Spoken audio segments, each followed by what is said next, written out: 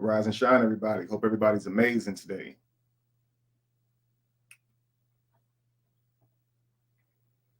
Rise and shine, rise and shine.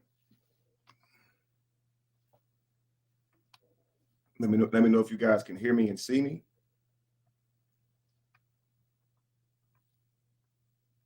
Because I'm not seeing where it started on my page here. Okay, I think I see it. Okay, great. We're here.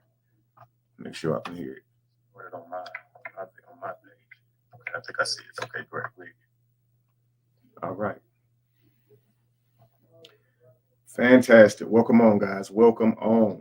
Like, okay, share, all that good stuff. All right, family. Let me actually try and share this to my Facebook. Let's see.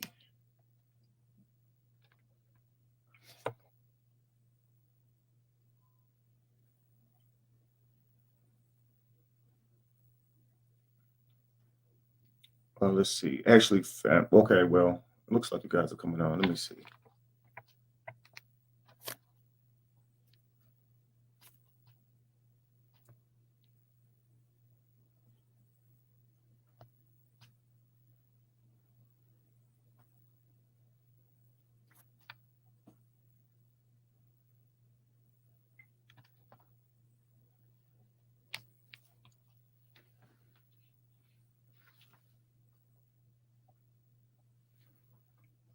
All right, family. So welcome in, welcome in, welcome in.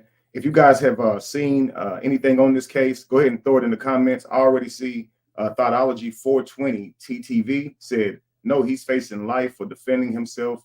This title is misleading, and the person with the voice on the internet shouldn't put vague titles. No one has ever faced life for cheating. Come on, bro. No, it is how an argument from cheating escalates to losses of life and someone potentially facing life in prison. All right. So this is what I want people to understand, how these things escalate from something as simple as, I hate to say it's simple because it does hurt when you're cheated on. That is a real thing.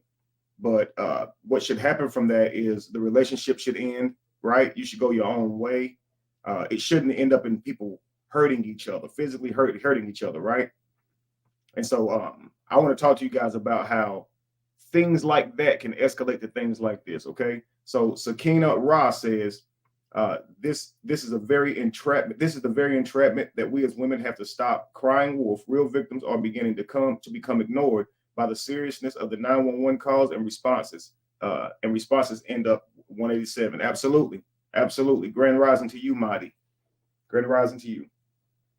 So y'all can see you guys are starting to come on. I really want to wait until we get at least a few people on here before we get started, because I don't want people to miss this. We're going to start from his girlfriend's cross-examination. Okay. So we're going to start from there, family. Actually, no, we're starting from this is the cross-examination of the girlfriend. The cross-examination is what I was showing you guys on the video yesterday. So I want you guys to hear what she's saying now. All right. It's lengthy, so I'll play it for a while. I'll stop and talk to you guys for a while, but mainly I want you guys to bring your thinking caps. If you're a man, bring your logical caps. Ladies, bring your logical caps as well. If you have children, okay, throw it in the comments. I have children. How many children do you have? If you have children, you're going to really want to need to listen to this so you can educate your children on how to navigate the world that we live in today. Okay, you do not want to lose your child, their life or their freedom. Your child is your gene ration. They are your future self, right? You are depending on your future self to be able to leave your inheritance and everything that you learn to them so they can carry your family legacy. Okay. Well, all that can be taken away by someone as simple as who they date. Okay. And you want to make sure that your child is equipped for dating. All right.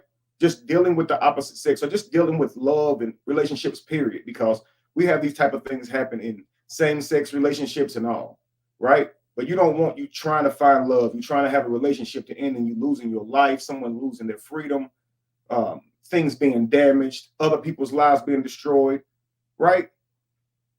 So how do we raise our children to be able to navigate this world so they don't end up in a casualty or end up causing others harm due to how they may be treated in a relationship, right? How do we protect our sons and daughters? Through what we teach them, okay? How they react in the moment when nobody else is around but them and that other person. What are we teaching them, family? Okay? Because when the worst comes to worst, it escalates into loss of life. We're not handling each other well, okay? So I want you guys to come here today, not in ego, trying to speak out for men or women. I want you guys to recognize that you have a mother and a father. You can potentially have a son or a daughter, a brother and a sister, okay? Uncles and aunts, okay? We need to find out what's going on so we can protect the lives of our family, male and female alike. Do you understand? So while we're listening to this case, it's not going to go the way we think it should go, okay? But this is mainly about what we should learn from this, okay, family? So let me read some of you guys' comments while I'm waiting on others to come on, okay? We'll get started at about 12:10, 12:15, all right?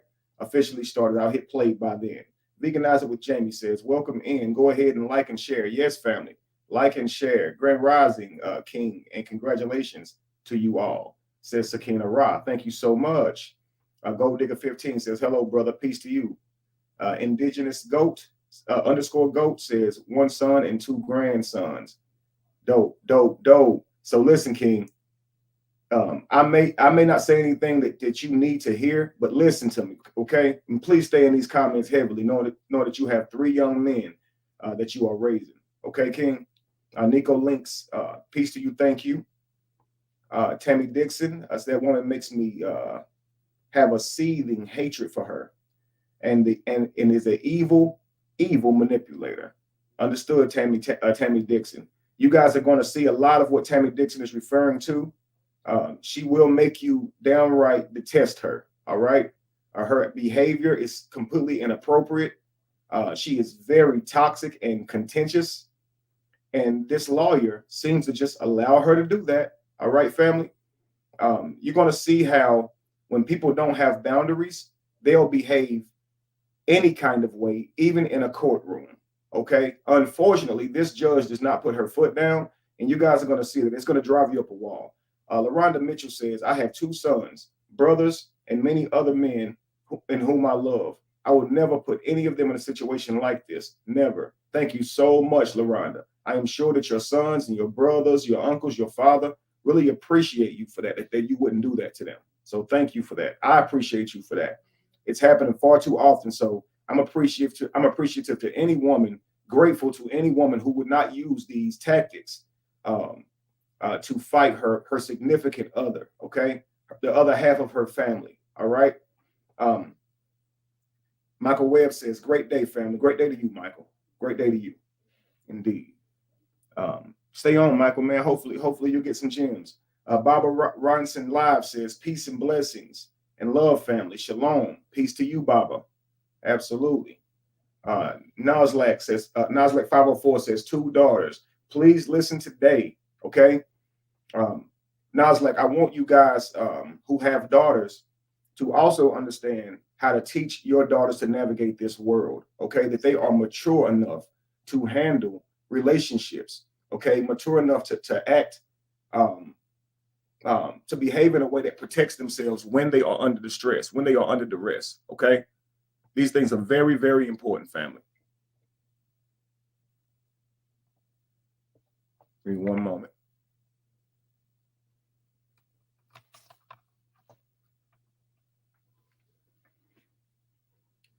All right, so yes, they need to know how to protect themselves. They need to know when they are unsafe. They need to know how not to escalate a situation, okay? They need to know these things, okay? They shouldn't be acting emotionally during conversations and arguments. You do not know how the other person is going to act, okay? And I fear for our daughters growing up in today's age, okay? Because a lot of the men they are dating are not mature enough to handle someone not speaking to them appropriately. So they fly off the handle. They get aggressive. They get violent sometimes, okay? And many times ladies are being very violent and having very venomous tongues. You'll see today in how she speaks, okay? How I can bring the worst out of a person, all right? And how that's not wise to do that. Michael Webb says, I have 2 sons and I'm always teaching them about having emotional control, even when someone they are dealing with does not. That's perfect, Michael. You have to teach them to defend themselves by carrying themselves with poise. Don't think rashly. Don't think with ego. Don't think, I'm not going to let you do this to me. Think about how you can defend and protect yourself, not defend. Number one is protect yourself, okay?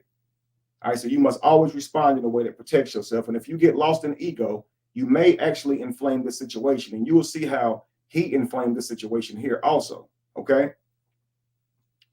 Lori Lynette says to use family as a weapon is truly demonic. It absolutely is, because you are risking the lives, the freedoms of your ancestry, your family lineage, okay?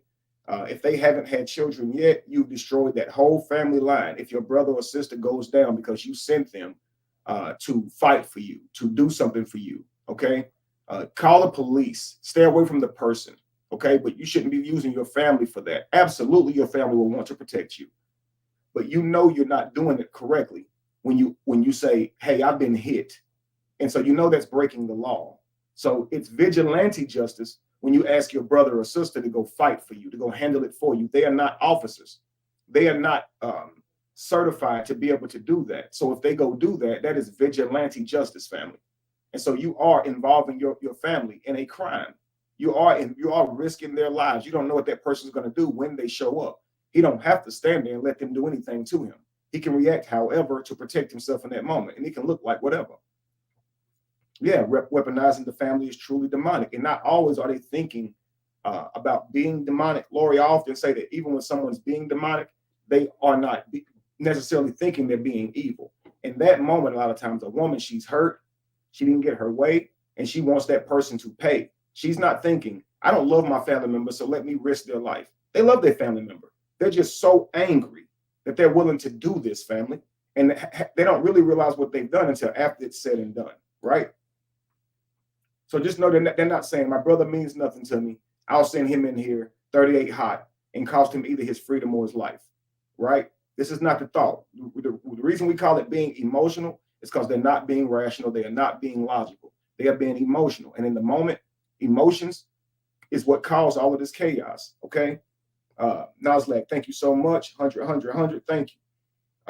I have a son, Sakalami TV says, I have a son and I've been watching your videos, brother. And all I have to say is keep up the good work, good vibes from Portugal to everyone. Wow. Shout out to Portugal. Shout out to Sakalami. I see the things over the letters. I'm probably not saying that correctly. Forgive me, but shout out to you. I appreciate that. Peace to you, Banana Sutton. So guys, listen, it is 12:14. I am about to get going. Once I get going, family, I won't stop a lot for comments. If you want me to respond to your comments, send it in a super chat. If I drop a gem, something that you know will be useful to your family, send it in a super chat. Okay, family? This is going to be an honest day's work today. All right. So I hope you guys got some popcorn. Hope you guys got something sitting by you, some refreshments or something. We're going to be here a while. Okay. So if you got to get up and go for a drive, you know, put it on your phone and put me on your device in your car, whatever you need to do, because I'm going to be here for a couple of hours, family. I ain't even going to hold you, okay?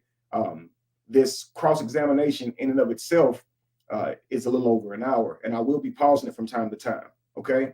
So it is 12:15 on the nose, and we're about to get started, okay, family? Let's go.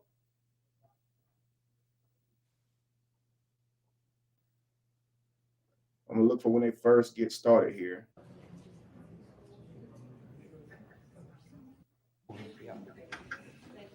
You're welcome. All righty. Thank you.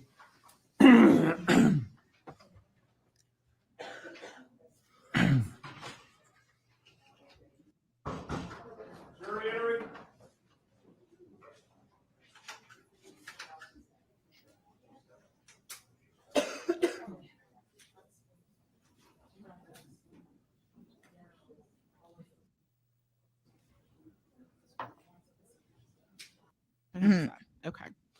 What about your student? Even up until now, he goes to the honors college.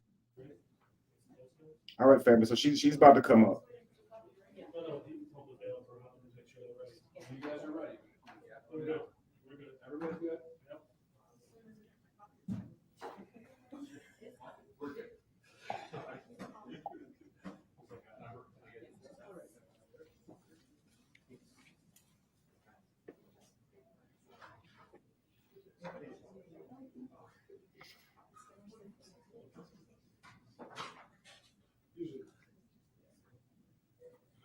Because I want you to really pay attention, okay, to how she responds.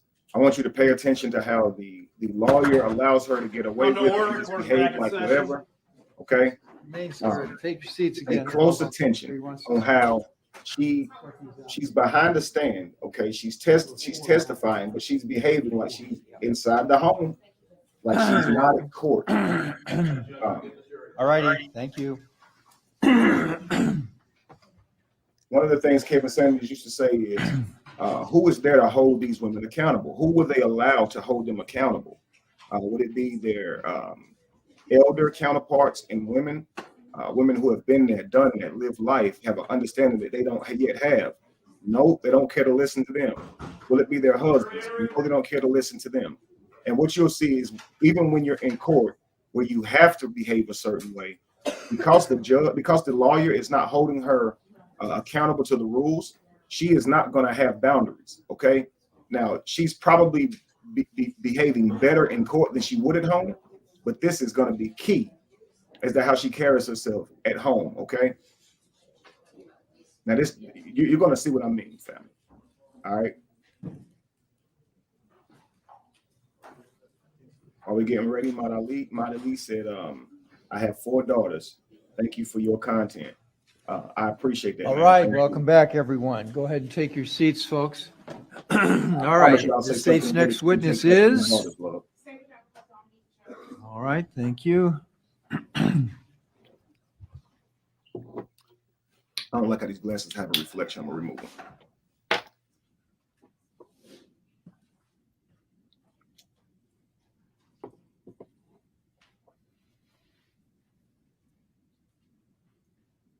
While we're waiting for Ms. Jones to come in, my understanding from Deputy Lubinsky is you're okay if we go a few minutes past 5, right? Ladies and gentlemen of the jury. Here we go.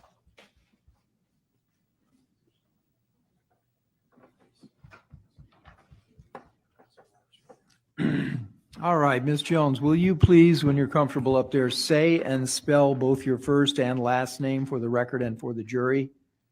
Dominique, Dominique, and Jones, Jones. All right, thank you very much. You may inquire, Ms. Edwards. Thank you, Your Honor. Good afternoon, Ms. Jones. Could you please tell the member of the jury, how do you know someone by the name of Keyshawn Jones? He is my little brother.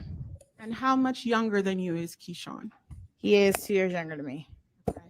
And how would you describe your relationship with Keyshawn?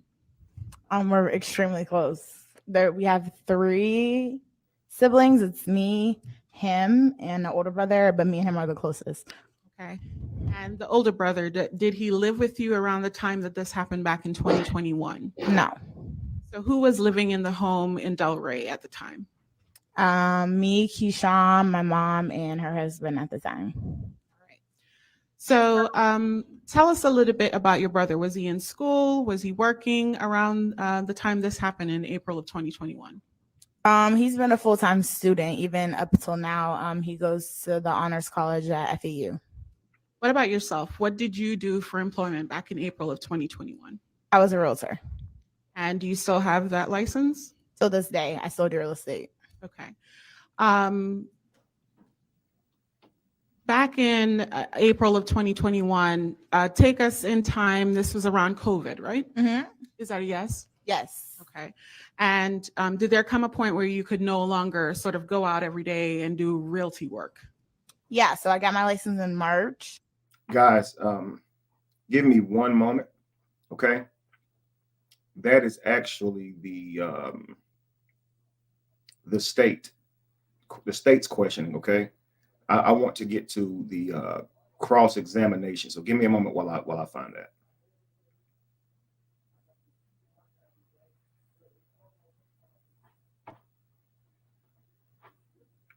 Let's see here. I think it's on day 2.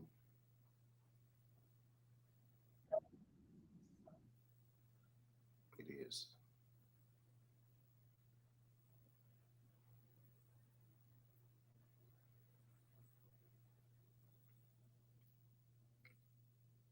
We're gonna get there, family. Bear with me. Don't go anywhere. Let me make sure I'm correct here.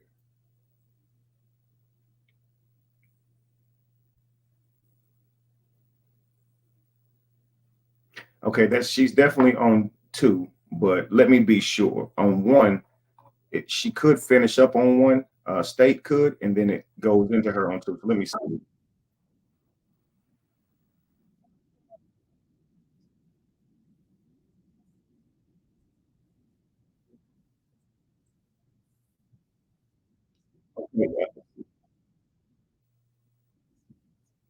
Okay, so that's still the state. Okay, so let me go ahead and go to. That's still the state. So let's go ahead and get to day 2.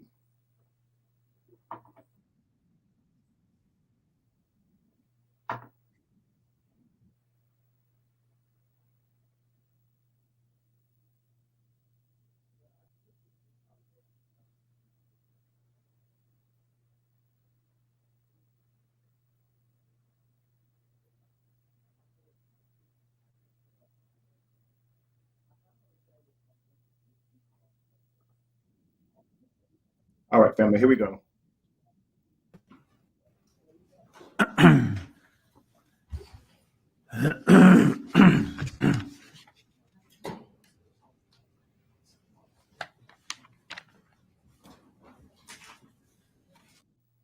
That he was off in Miami and you know. Did you know whether or not Mr. Rudolph had any firearms?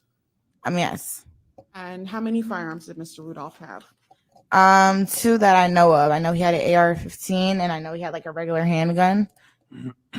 How familiar are you with firearms? Do you know sort of the make, model, anything like that? Not really, to be 100% honest.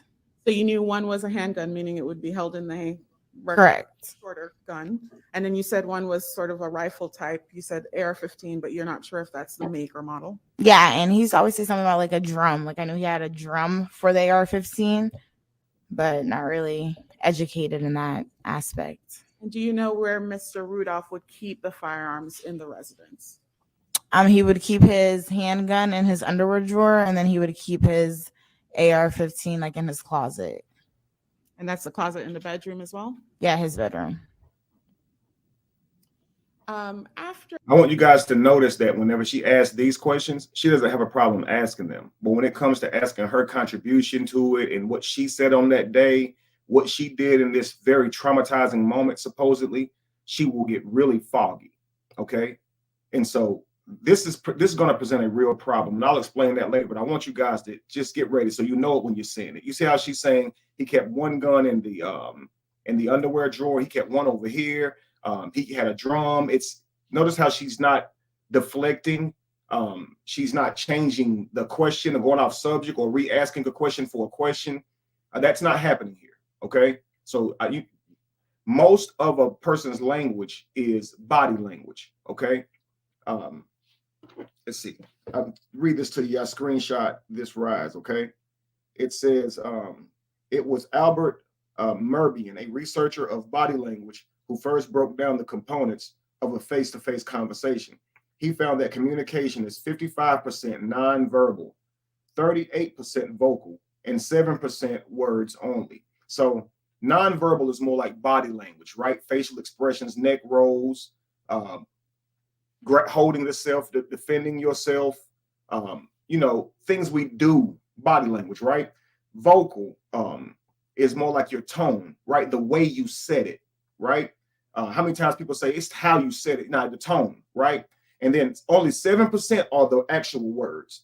All right. So you have to pay attention to the actual words, but that's only about 7% of it. Okay. Pay attention to the tone, pay attention to that body language. Because like I said, only about 7% of it is vocal. So 77% of it is words. So 93% of it is actually non-verbal. Okay.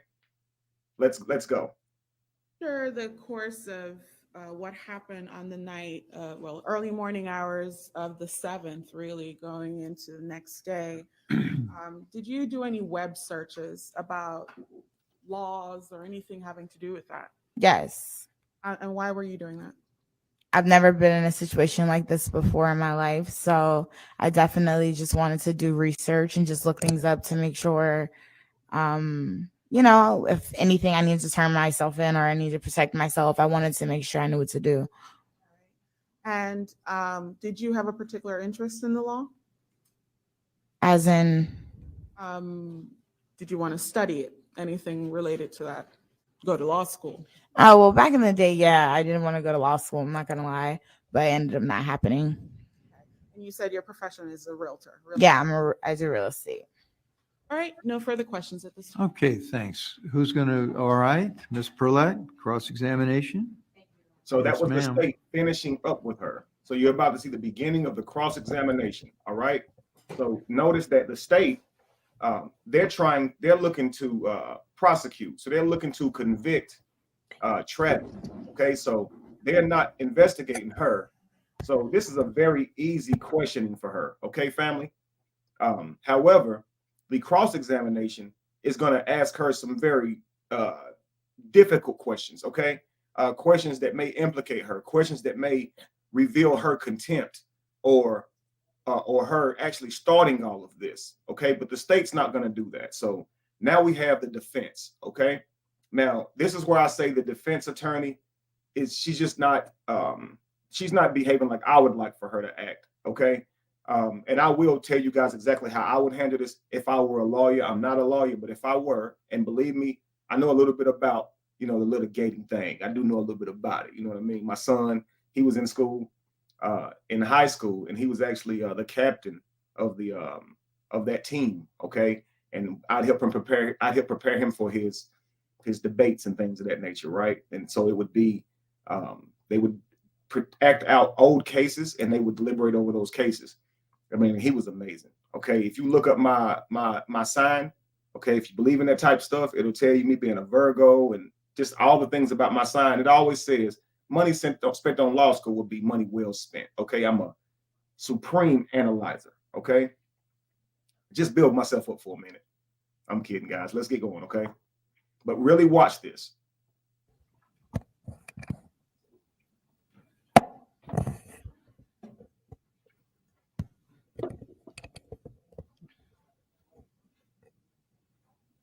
Good morning. Good morning. You know what? I'm going to go ahead and speak to that. Great comment. LaRonda Mitchell says, look at how she is dressed. You know, those wrinkles in the back of her dress right here just really bother me. So it's not an expensive suit, and not that it has to be expensive, but how a person presents themselves is it's just telltale. And she necessarily didn't see the back of her jacket, but man, almost looks like a court appointed. I don't know. I feel like if a person really cared about how they presented themselves, their reputation, how they're treated, all that seems to show in how they dress and their demeanor, right? But anyway, she just doesn't look up to speed, right? Like she's an attorney, for goodness sake. Come in there looking good, looking professional, dressed to impress. All right. But yeah, that's one of the first thing I noticed is her attire. All right, family. But yeah, let's continue. When you met Travis Rudolph, you knew that he had been in the NFL, is that correct? Correct. You knew he played for the Giants, and then he played for the Dolphins, right? Later on. Right, but Not initially did I know that, no. But at some point during your relationship, you knew that he had a very lucrative contract with the NFL, correct? I knew nothing about his contract. Okay. But you knew he played for the NFL, right? Correct. Okay. And at some point he became injured, right? Correct. And he was cut from playing for the NFL. He lost his contract basically, right? Correct. Okay. And he would spend his days down in Miami rehabbing and training, right? No, he would spend his days at home playing video games. Okay. But so your testimony is that he never went down to Miami and was rehabbing his injury in order to play for the Canadian League that he had just landed a contract with? That's not my testimony. You said what was... Go ahead, I'm listening. Isn't it true that he was rehabbing his injury? Sometimes. Okay. And other times he was playing. Now, see, right here is she needs to go ahead and establish she needs to go ahead and establish the boundaries and the rules right now as a lawyer, because if you don't do that, you're at the mercy of her boundaries, and she's not at the mercy of your rules. So when you are the cross-examining, that right now she belongs to her, right? I ask the questions, you answer. You don't get to deflect. You don't get to do this thing you're doing right now. So I asked you a question. Was he rehabbing? No, he was playing video games. So you're saying that he wasn't rehabbing at all? Well, he was sometime. Yes or no? Was he rehabbing? Yes or no? This is not a thing where you get to talk to me any kind of way and do this. Because if you let him begin to do that, you're going to lose that conversation really quick, man. Now, men, what you're going to learn is when you're at home, these are your rules. You'd like for her, your wife or significant other, to respect the rules of engagement and not deflect and not do all this stuff when you're asking her questions. But guess what? She's going to do whatever she want to do. Regardless of your rules, you're at mercy of her boundaries. So you can set the rules all you want to. A contentious woman will not obey them. She will simply just be rebellious. And you're at her mercy because she is not going to have boundaries. But you better have them, though, right? Because if you raise your voice and talk any kind of way to her, she'll say you verbally abused her or even abused her, right? So this is why you have to decide, okay, I can't necessarily set the rules for her and control how she talks to me, but I can leave her alone. I can move on and find somebody else if she's going to talk to me that way. You understand? But this is far different. This is in a court of law, okay? So you should very well be able to control your witness here. But she's already going off the rails because she's not answering questions consistently, okay? Which leads to believe that there's going to be deception here and there's going to be a lot of runaround. Do you understand? Let's continue. Playing video games, that's your testimony. Correct. And isn't it true that he was also training down at the NFL facility down in Miami after he was injured? I'm not sure what he would do in Miami. That was a concern of yours, wasn't it? That he was off in Miami and you didn't know what he was doing, right? Correct. When you met Travis, he had a nice vehicle, a BMW truck. Is that correct? Correct. Okay. And he was taking care of you basically financially when you guys were together, was he not? He was not taking care of me financially at all during our entire relationship. How old were you when you guys met? 23. So in March of 2020, you were 23 years old? March of 2020. Yes, I was 23. And you were living with your mom and stepdad and your brother at the time? Correct. That was in the apartment in Delray Beach? Yes. Spring Harbor Apartments? Mhm. Apartment, is that a yes? Yes. Apartment E? Correct. Is that a two-bedroom apartment? No. How many bedrooms? 3. During that time, you didn't own your own home, right? No, I didn't. You were living in the home that your parents provided you with, right? Correct. You were living under their roof, right? Correct. You didn't own any property, any real estate, right? No, but I was a realtor. Okay, let's talk about that. You got your real estate license in February of 2020, right? Correct. So right around the time that you and Travis met. Correct. And then COVID hit, right? Correct. And let's see, you made one sale. It was a rental, right? Yes. So during the whole time that you had your real estate license, I just got my real estate license in March, not to cut you off, sorry, but I just got my license in March and then COVID. Okay. Isn't it true that you were not making a living as a realtor? COVID hit. There was no sales going on. You weren't making a living as a realtor, right? Correct. Okay. So you're living with your mom and dad. Sure. Feel free to stand up and stretch, please, ladies and gentlemen, but remember and obey the 4 cardinal rules.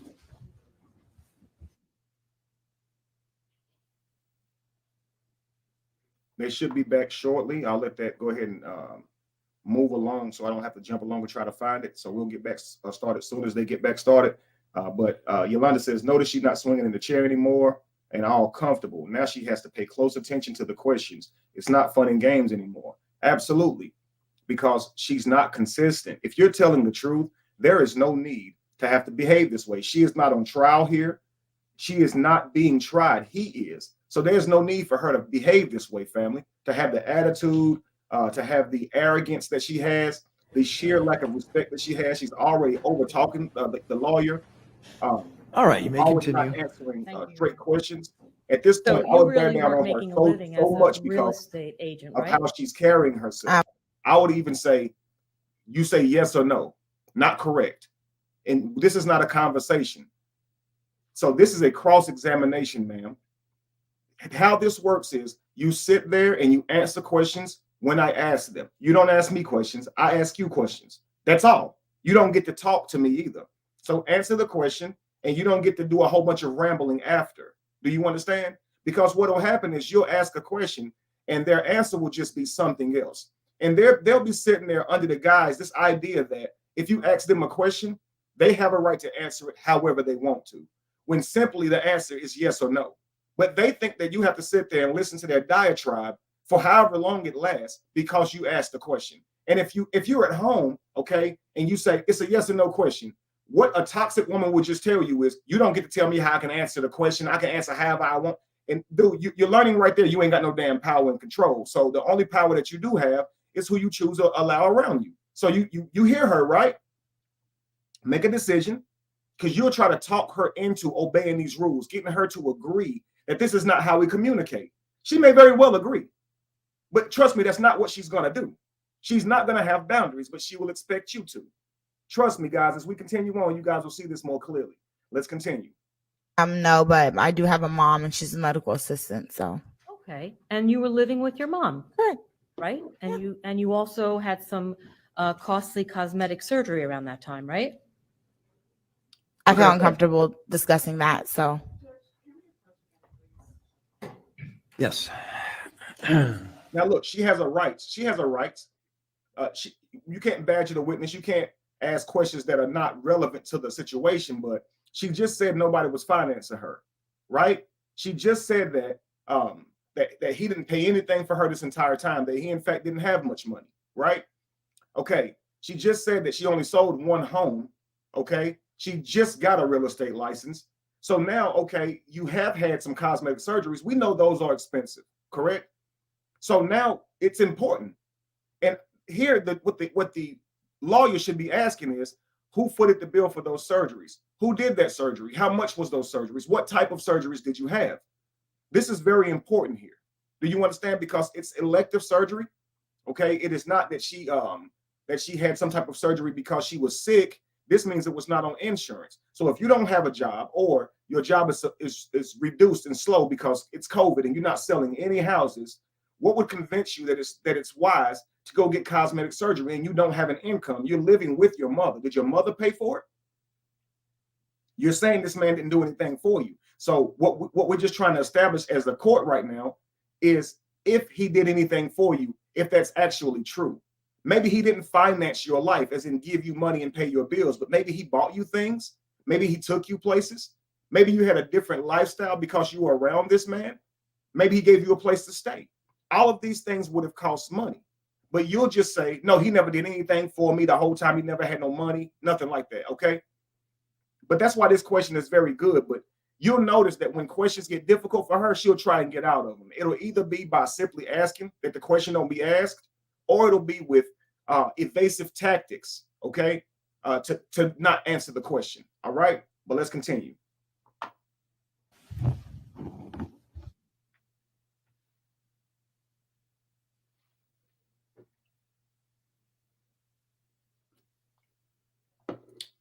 Hit the like button, family. Hit the like button. Those are free now. Those are free.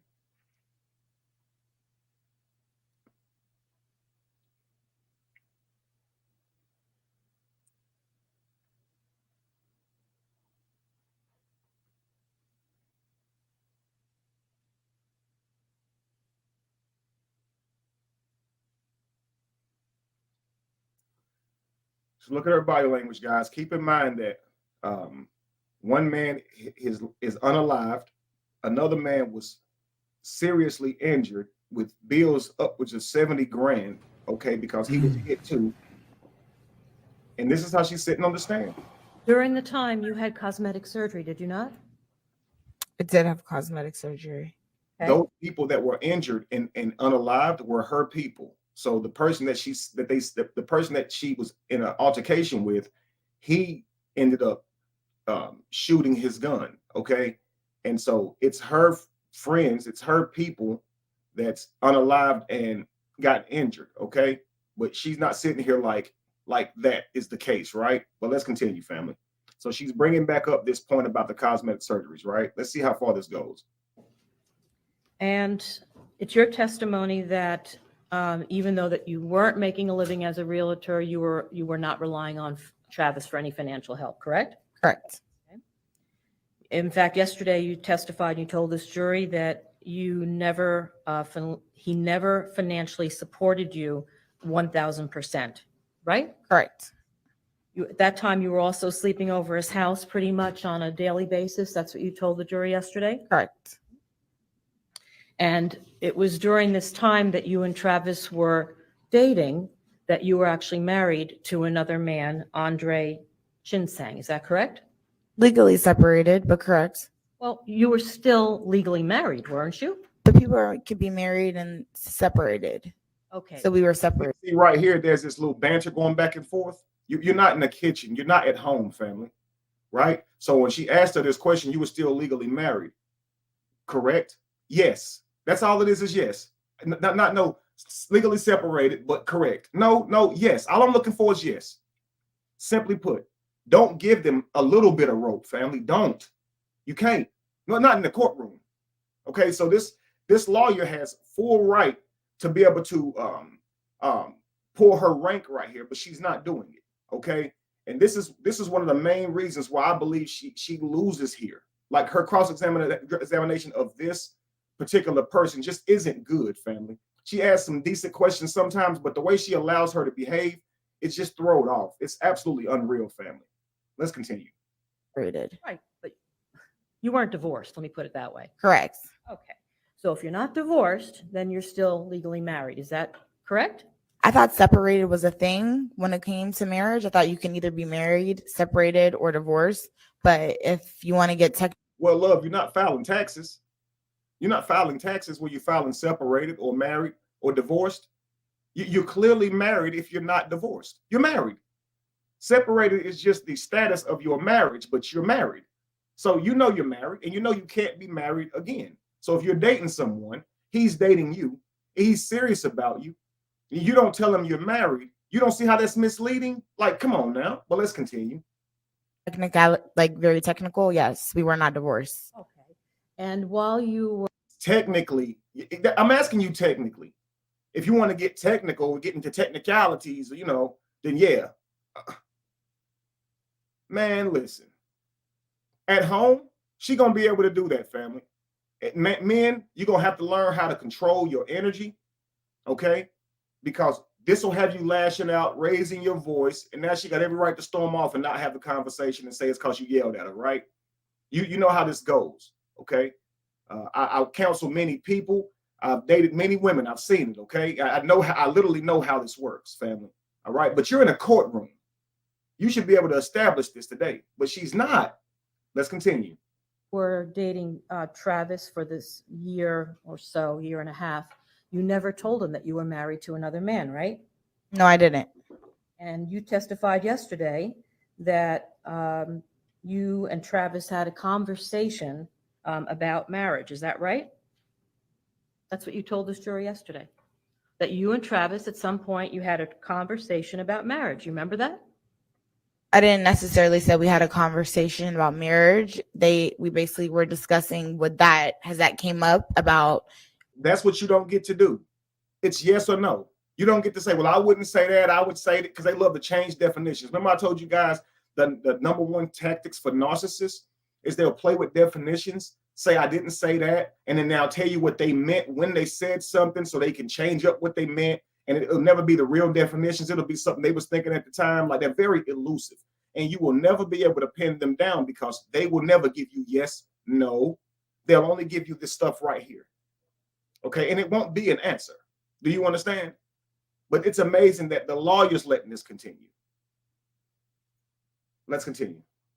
A future, and I said things have came up that weren't that serious, but yeah, conversations were had. About marriage. That was your testimony. Not specifically about marriage, just about a future between me and him, kids, things, etc., stuff like that. Okay, so you're telling this jury today that you did not say yesterday on direct examination that you and Travis had a conversation about marriage. Is that what you're telling this jury? No, we had a conversation about that. Yes, we did. Okay. Right there, family. Okay. If I have to go through all of that, ma'am, to get an answer out of you, that is a problem. Now, do you know what perjury is? Perjury. It's lying in court. Now, you're under oath right now. I'm starting to feel like you doing this is you trying to think your way out of a question or be deceptive. Because we just had to go all the way around Jacob's proverbial barn just to get you to admit to we had a conversation about marriage. We talked about the future. We talked about getting serious, but we didn't have no conversation. So are you telling me, is it your testimony now that yesterday you didn't tell these people that y'all had a conversation about marriage? Yeah, we had a conversation about marriage. Oh, like call on the judge. Judge, do you see this? But if I'm the prosecutor or if I'm cross-examining this lady, I'm actually going to be looking at the jury a lot. Okay, I'm going to look at the jury a lot and kind of use my eyes to let them see. Like, you see how she's acting. Like, you see how she's acting, right? Because I really want them to see how she's behaving. All right, but let's continue. And you had a conversation with a man about marriage, and you're still married to Andre Chusang. Is that correct? Correct. You lied to Travis. You misled him, did you not? Travis never asked me if I was married. So you have to be asked a question in order to get an answer, to be told the truth. Is that what you're telling this jury? I'm just telling the jury that the conversation about me being married never came up, so I never spoke on it because I felt like it was not my personal business to speak on. So what you're telling this jury is that unless somebody asked you a question, a specific question, you don't have to tell them the correct or honest answer. That's what you just told them. I'm not telling you guys that. I'm telling you guys that in relationships, you have a past. It might not be clean. It might not be the best past that you have, but I decided to leave the past of my relationship behind me. So this is what I'm saying, guys. So she says that's not what I'm saying. Okay, I'm not saying that I don't have to answer a question unless someone directly asks me the question. What I am saying is everybody has a past. Now let's just rewind it back in your head. Did she say everybody has a past? Did she say that, or did she say he didn't ask? So when she asked her a direct question, right, you're basically saying that unless someone asks you a question, you don't have to answer. Correct? No. What I'm saying is everybody has a past. That is not what you said. That is not what you said. Here's where you impeach the person. You literally show them exactly the words they used. So you can show the jury that they're being deceptive, that they're changing up their testimony. And you should take every opportunity that you can to impeach this person, to reveal to the jury they're being deceptive again, to reveal to them, hey, you seem to have a horrible memory, or you a liar because you just said something different yesterday. Now today you're saying something totally different. Impeach them, guys. Remind them. Show them. Okay? But you see how she changed up what she meant, right? She said totally different words, and now what she meant was something that she didn't even say. So what if what you were saying was everybody has a past? Why were your words? He didn't ask me. Why were your words? Why weren't your words? Look, everybody has a past. So you lied to Travis. You misled him into believing that you were single, that you were available for marriage. Well, listen, everybody has a past, and I chose to not reveal that. I chose to keep that. I chose discretion on that. That means that's what you were saying. But if you say, well, he never asked, and then the lawyer says, so that's saying that you don't have to ask unless somebody asks you. No, what I'm saying is everybody has a. Yo, you're lying, you're manipulative, you're deceptive, and that is perjury. You're lying.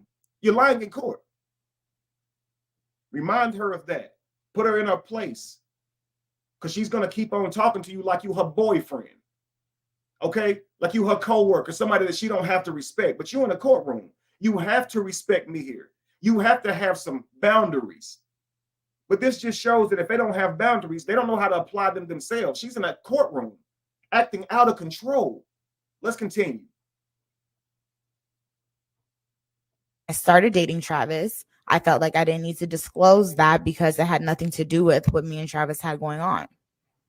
So you were talking about marriage and you're married. You never told him, right? Isn't No. it true you never told him? No, he answered. Sustained. Next question. You please. said that yesterday you told the jury that your relationship with Travis wasn't an open relationship. You remember And that? guys, real quickly, see the judge is fumbling. I mean, not the judge, but the lawyer is fumbling. She's re-asking her the question. That whole line of question right there shows that she's deceptive, that she did not reveal it to them. Who cares what her reasoning is? If she says, hey, I didn't tell him because I felt like I have a past and I don't have to tell him, that's fine. You have her testimony on record. Now you don't have to go back and argue with her. It's like the lawyer's getting an ego, like just being argumentative right back. Two women arguing instead of like a lawyer trying, cross-examining a witness. That's not the feel I get. I get two women sitting here bickering back and forth, trying to catch each other up, be slick. It makes no sense here. When one person clearly holds the power, she'd rather do all this antagonizing stuff. And yeah, you're re-asking the same question. Why? You've already shown the jury that she's deceptive, that she would switch up. And she's not on trial here. So why come back with the, did you know or not? Did you tell him he was married or not? Like we already got, she didn't tell him. She already said why she didn't tell him. So now you came right back to say, did you tell him yes or no? Yo, you already asked that question. It's like she's not being a sentient being, a conscious being. It's like she has notes written down and she's reading the notes and she's not really there for it. So she's not really being responsive to what the lady is saying. I get you're gonna have your notes, but be ready to tap in, family. If somebody says something that is revealing, hey, expose that. Go into that. It don't have to be in your notes. I'm educating future lawyers out here, right? But truthfully, you don't go into this thing just reading notes. Yo, you heard what they just said. Respond to what she just said. But let's continue. Correct. So the implication or the understanding was that this was a relationship that was exclusive between the two of you? Correct. And Andre didn't fit in this at all. Haven't spoken to him in 2 years. You got divorced from him after Mr. Rudolph's arrest. Is that not correct? Yes, because it was already in the plan before Travis got arrested. You knew in April of 2021 that Travis had received a contract with the Canadian League and was leaving for Canada in the following month in May. Did you not? Yeah, I knew that. Mm-hmm. Okay. And he got a contract to play football. He was excited about that. He was leaving for Canada in a couple of weeks, right? Yeah. Okay. Yeah. And he wasn't taking you along with him, was he? I didn't ask to go. I had my own. I was a realtor. I was starting to get back into real estate. Yes or During no? COVID, when you weren't making any sales, right? He wasn't taking you with him, was he? No. He was leaving you. Right? He was leaving you. He was going off to Canada. Right there, no need. Was he taking you to Canada? She already said no. She already said no. Move on. He was not taking you to Canada. You need the jury to know that. So keep in mind, guys, this is not a personal argument between the two of them. And so she doesn't need to gotcha, right? She just needs the jury to know that Travis had no plans of taking her with him. This indicates that they weren't as serious as she's making it, family. Okay? So if he's not taking you with him, why is that? Right? But you don't have to ask why, but you move on to the next question. Watch what happens because she chooses to antagonize the witness here about this thing. Watch this. And he was leaving you here in the States, right? Yes. Okay. He had no interest in taking you with him, right? I don't know exactly. Overruled. Go ahead, answer the question. I don't know what Travis's intentions were Did of he ask taking you to me. go with him? He used to say things like that all the time, but that's hearsay. So I'm not going to say that. Hold on. So you already broke it down that he has no plans. He hasn't discussed that he was taking you with him. He was going on his own. We established that. So there was no plan, meaning he didn't say out of his mouth or create a plan in which she would be coming with him. Why push the envelope all the way to, was it even his intention? Did the thought even cross his mind? Like, what? Why? What's the reason? Well, let's continue. You're telling us Let me ask it this way. This man never planned on taking you with him to Canada. Isn't that true? I don't know that for a fact. Did he ever tell you he was taking you to Canada with him? He would say things like that all the time. You can come visit me, things like that all the time. He already you, said you no. with him. He had no intentions because his I don't know that. So you're asking me a question and I'm responding to you. I do not know if he had intentions or not taking me. you didn't have a plane ticket to go with him, did you? He didn't have one either. He didn't even have a passport. Yes or no? Did you have a plane ticket to go? No. You don't get to say he didn't have one either. That's not what I asked you. This is what I'm saying. Get control of your courtroom, lady. Let's continue. Did you have a plane ticket to go with Mr. Rudolph to Canada? He was not leaving until May, and no, I did not have a plane ticket. This all happened in April. No. At the time of this incident, did you have any means of transport or a plane ticket, anything showing this jury that it was his intention that you were moving to Canada with him? No. And you knew in April, when you guys were dating, that it was his plan to just go work in Canada for a short period of time, and his hope was to get back into the NFL. Isn't that true? I didn't know his ins and outs. I knew he had a contract with the CFL, and that's the most that I can say to you. That's all I really know. Okay, so he never discussed with you his hope that he was going to come back to Florida and work again for the NFL? That was never a discussion? He has said things like that, but I don't know exactly. Well, then yes. He talked about that. He wanted to come back play for the NFL after playing in the Canadian Football League. The answer is yes then. Ladies, now, those of you who said you guys have daughters, it's very imperative that we raise our daughters to be mature adults who can handle who can handle conflict, who can handle a simple conversation, because our young girls are being raised to be very immature and not know how to handle their own emotions in a conversation. I see this displayed on podcasts nowadays where they invite a whole bunch of people to the table and they're having certain discussions. And I'll see something as simple as a girl saying, should guys care about body count? And the girl will say, no. And then they'll ask the guy, do you care about body count? And if he says yes, she'll get up and storm out angry because he had a different opinion than her. He didn't say her body count was too high. He just simply says, yes, men should care about body count. Okay, her opinion is different. No, men shouldn't care about body count. I don't think it's that important. Okay, we have two different opinions.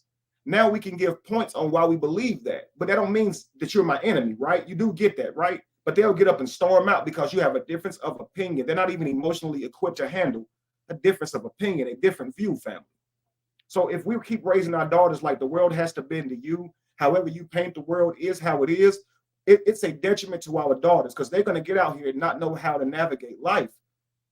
They are going to believe that they can talk this way to anybody and he just has to stand there. But he doesn't, though. And that's the sad part, okay? They'll think that they can talk any kind of way to anyone and they have to take it. But they don't, is the thing, because they're not emotionally mature enough to handle it either. So the women that get out here and date young men that they think they can talk any kind of way to, and that man is supposed to stay in his boundary. And if he crosses that boundary, oh, woe is me, I'm the victim, he abused me, he verbally abused me, he did something, he put me out when I was pregnant, something gets said about something that he did when she crossed his boundary. So in her mind, the immature woman is thinking, I have every right to say whatever I want to say to him, treat him any kind of way, but he don't have a right to put his foot down. He don't have a right to establish his boundary, or he don't have a right to respond just as toxic. Well, you don't get to live in how people respond. And this is exactly why the world is messed up today, okay? You're going to do a thing, and the thing that he is going to do is not what you think he's going to do. So you're expected to say this slick thing to him, and he just sat there and take it. But he didn't. He put hands on you. Absolutely, it's wrong. But you have no control over that, just like he has no control over you and your tongue or what you might do to him. And what we have to understand, family, is that we are very dangerous. Men are dangerous and women are dangerous. So when you tell a woman you need to watch your mouth, when you're dealing with a guy, don't create a fight with a guy because he's physically stronger than you. One attack from him could completely ruin your life, injure you forever, family. Okay? Don't put yourself in a situation where you're going to be harmed, where you can infuriate this person to act out on you. It's not wise. But they don't want to hear that. They don't want to hear that they have to mind how they speak to men and speak with a certain respect, because they may bring the worst out of that person, right? Now, on the flip side, they want to be respected though, okay? And then on the flip side, men think they don't have to monitor how they speak to a woman at all. There's no filter to it. Hey, I'm a man, you're a woman. If I say something to you, it is what it is. You just got to sit there and deal with it. And that's not the case. So what we have to understand is neither one is going to take this lying down. If you talk to a man any kind of way, he's liable to act toxic, whether that be physically, verbally, whatever the case may be. Okay, tactfully, they may do that, right? Now, if you get smart with a woman, you provoke a woman, you put your hands on a woman, yo, she may respond with verbal assault, with physical assault, or even tactical assault. Do you understand? They're going to do what they're going to do. And if we don't have our children prepared to, or emotionally equipped to not go that far, or they're going to ruin their own life or somebody else's, they'll go that far. Okay? So understand that the way she's speaking right now to this lawyer would drive a man, especially an established man, up a wall. If he's footing the bill and he's taking care of you and you talking to him this way, you're going to infuriate him. See, I would teach my daughter, respect your husband. Do not talk back to him like this. And I would teach my son-in-law, respect my daughter. Do not talk to her like this. You both need to understand your roles without dominating each other. A woman should be able to follow her man's leadership and his guidance to the point to where he never has to force. He never has to make her feel controlled because she's compliant. Okay? She works with him. Okay? And a man should never choose a wife that he has to control, that he has to try and do tactical things so she'll listen and won't be rebellious. Trying to think of ways to punish her, trying to think of ways to get her some act right. Yo, you know, to a toxic woman, you're only going to make it worse, right? When you say that thing that's equal to what she just said to you, she's not going to go, oh my God, I realized I just said something that was harmful because you just said something harmful back. I better chill. No, she's going to look for somewhere to find something even more harmful or play the victim about your reaction. Yeah, she said something horrible to you. You say something horrible back. Now, what you said was hurtful and it was abuse. She hits you, you hit back, or you grab her arms. Now that's abuse. She's walking out of the room. You grab her arm or wrist. Hey, come here, slow down, let me talk to you. She knows it's not an attack, but she'll say, abuse, you hit me, you grabbed my arm, you did this, right? They'll do all these things, family. Teach your sons on how to handle this when it's happening in real time. But you may actually have a woman in front of you that when she gets upset and there's conflict, family, she will talk to you any kind of way. And there's nobody, there ain't no school principal you can take her to that can make her listen. You can't call your mama and she make her listen. That woman will disrespect your mama. It ain't nobody you can take her to, family. So what you got to do as a man is say, you know what? Do I want this woman in my life? Because a woman who behaves that way, she is going to cost you whether you know it or not. And it may not be now, but it'll sure enough be later. I promise you, family. All right. Thank you so much, Michael Webb, for the $20 thing. Thank you so much, Michael Webb. He says your analysis so far is on point, bro. Thank you so much for the super chat. Yes, Michael, thank you. Appreciate you keeping the party going, family. All right, so I'm gonna continue, family. But I'm gonna keep segueing because I want you guys to see this and know that this is how women typically talk today. Okay, you can find women that actually respond to you with class and dignity and integrity because they have it for themselves. But they are rare gems, family. They are very rare gems. Okay, so if you're not equipped to handle yourself when you're being talked to any kind of way, stay away from these women. And I would suggest you stay away from them, period. Okay. All right. Thank you so much for the $5 super chat. Naslat 504, he says she's showing her arrogance. She absolutely is. She is in a court of law where they can hold her in contempt at any time, family. And she's still running her mouth. Let's get back into it. His intentions of what would have happened. So he did say things like that. There was a discussion with you about that. You just There- said that. There was a discussion. Overruled. Didn't you just say that you guys had a discussion about that? Yeah, we had a discussion. Was that so hard? It's not. I'm just trying to make sure I'm answering the questions to my best ability. That's it. All you have to do is tell the truth and it'll be I am telling the truth, but you're asking. Question. Stop talking. See, that's what I mean right there, right? All that right there is not what we're here for. Lady, you're not my peer. You are not my peer. You are not my equal. I'm a lawyer. I'm cross-examining you. You are a witness, and you have to sit there and answer my questions.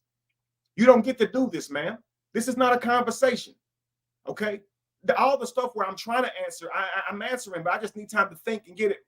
Well, all you got to do is be truthful. I am being truthful, but I don't need all of that. This is not that. Guys, when you are with your significant other and she's doing this, the type of rhetoric you'll use with her is stop talking back. Stop getting smart. Why you always got to have something to say? Why you always got something to say behind it? Why you can't let it go? Why you got to get the last word? These are things you'll be saying to her. And guess what she's going to do? Still talk and run her mouth. I ain't got to get the last word. No, I'm just saying. Well, I'm talking. Well, I can take what I want. Like, it's never going to chill, and you're never going to get this person. Like, now she's supposed to do this. She has a right to do this. But I want you men to understand the reason we keep getting in trouble is we think that we can make these modern women talk to us with class, dignity, respect, and integrity. They don't have it for themselves. They are boundaryless hyenas, yo. I swear to God, they will rip you apart. They are venomous. You ask a question, the thing they're about to say is to inflame you. And if they can get a rouse out of you, they'll call you on it and think they can correct you in that moment. I swear to God, yo. You trying to confront or have a conversation with a contentious woman will ultimately, will unfortunately lead to conflict, guaranteed, okay? Guaranteed. It'll be a huge argument because they'll be everywhere but where they're supposed to be. And this is purposeful, family, okay? So you can beg and plead and ask these people to do better, but they are not. They're going to be exactly who they are, and that's who they are. I'm starting to think they cannot change, okay? This is just who they are. Let's continue. Thank you. Okay. You were hoping that when he got the contract with the See right there when the judge said next question and she looks over there and says thank you, the judge should have checked her right there. I don't know what you think this is. You need to be answering her questions, and all you should be giving is an answer. That's it. Talking about thank you. Like, let's continue. NFL, that you guys would then be married, like you told the jury you guys had discussed. And you would benefit by his millions of dollars that he was going to be making from the NFL. First of all, I didn't even know how much money he was being offered. Next question. You guys had broken up in April 6th of that year, right? You were basically finished. She really started her answer off with, first of all, you know, like when you go to court, okay, you really have to mind yourself and how you talk, okay? And you cannot go in there answering questions with first of all and neck rolling and attitudes. That's not how you do that, okay? The typical lawyer or judge would have set you straight, and you probably would have spent a couple of days in jail behind that. That's not wise. I would tell my daughter in a heartbeat, my son in a heartbeat, when you go in there, you better know how to carry yourself. You're not in the streets. That's not your friend up there. These are professionals, yo, and they are over you whenever you commit a crime or you in some type of way where you got to go in there. Yo, you don't get to decide how this goes. Let's continue. I wouldn't say that from the text messages that were shown yesterday. Well, what about in your mind? Not about the text messages. Isn't it a fact that you guys were pretty much over? I said I wanted a break, but you know how relationships are. Relationships are iffy. You might say you want to break one day. The next day, you guys might be relationships are iffy. You might say you want to break one day. The next day, you guys might be back together. So You told the jury yesterday that you hadn't seen each other for about a month. You remember that? if you don't see someone, it doesn't mean that you're not with them. Okay. Well, you weren't with each other during that month. You weren't having any We were still relations during that month. we were talking every day, FaceTiming every day. And some days when he would come back down, he would come pick me up and I would see him. Correct. But you would agree that if you don't see somebody for a month, and prior to that, the implication is that you were seeing them before that the relationship has taken a change in course, has it not? Because I had surgery. So the only reason you stopped seeing each other for a month was because. Now, guys, you guys don't know this, okay? But what's wrong with this part is she explained, and when she was talking to the state, that she went through his phone because she was concerned about what he might be doing because they had been on a break, because she didn't know what he was doing when he was there. Now, when she was cross-examined in the beginning of this, Remember her saying, I don't know what he was doing when he was in Miami. That's why I was concerned. Remember that, right? But now she's going to pretend like that. None of these other issues. She was very secure in their relationship because he would come and get her whenever he was in town, but she wasn't staying the night no more, but he'd come get her sometimes. Now, men, young boys, young ladies, okay? Now, breaks happen in relationships. Whatever this thing is that you guys or that we're calling a break, the rules around that are very subjective. I've seen so many times in paternity court where the girl's excuse for cheating is we were on a break. So it comes off as if, and many times they ask a guy if he cheated too in paternity court, why that's important, I don't know. But he'll say we was on a break. So it's clear people think that when they're on a break, they can sleep with other people and deal with other people, right? Hey, we're going to go on a break from each other in this serious relationship, and we're just going to take some time out and have fun with other people. Then we'll come back to our serious relationship. Are you kidding me? But y'all are doing that. But for her, she says a break is what she thought she needed. And then she decided that maybe she didn't want that. Ladies, you got to understand, that's not how it works. The relationship is not how you make it. If you say you want to be on a break, you don't decide that you don't want to be on a break no more. And it's not established with this person. You understand? That's not how it works. But men, you got to understand that even if it doesn't work that way, it don't mean that she going to play that way.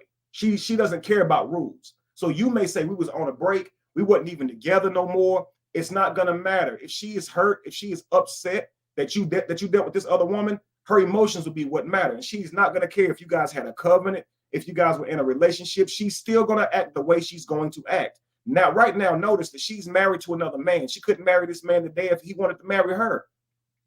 But look at how she's acting when she thinks that he has something else going on, even after a break, even after all of that. So I encourage you men to understand that she is not going to be logical or she's not going to listen to your logic. It doesn't matter. So you can go in here with all these reasons why she shouldn't be upset and why she don't have a right to act this way because y'all had some agreement. You're still going to have to deal with how she behaves, family. And if you don't know how to protect yourself in that situation, you possibly going down. You're about to lose your life or your freedom, okay, or your money. Do you understand? You don't have any control. So get with a woman who knows how to control herself, because you cannot control a woman. I'm telling you now. She's going to talk to you however she wants to talk to you. And you'll just have to scream and be mad about it because she ain't going to listen. She don't care. Trust me. She may even apologize after and say, okay, going forward, I'll do better. She will not. I'm telling you, not the modern woman. So know when you have that and move around, family. All right, let's continue. Just like that mouth gets out of hand, their actions do too.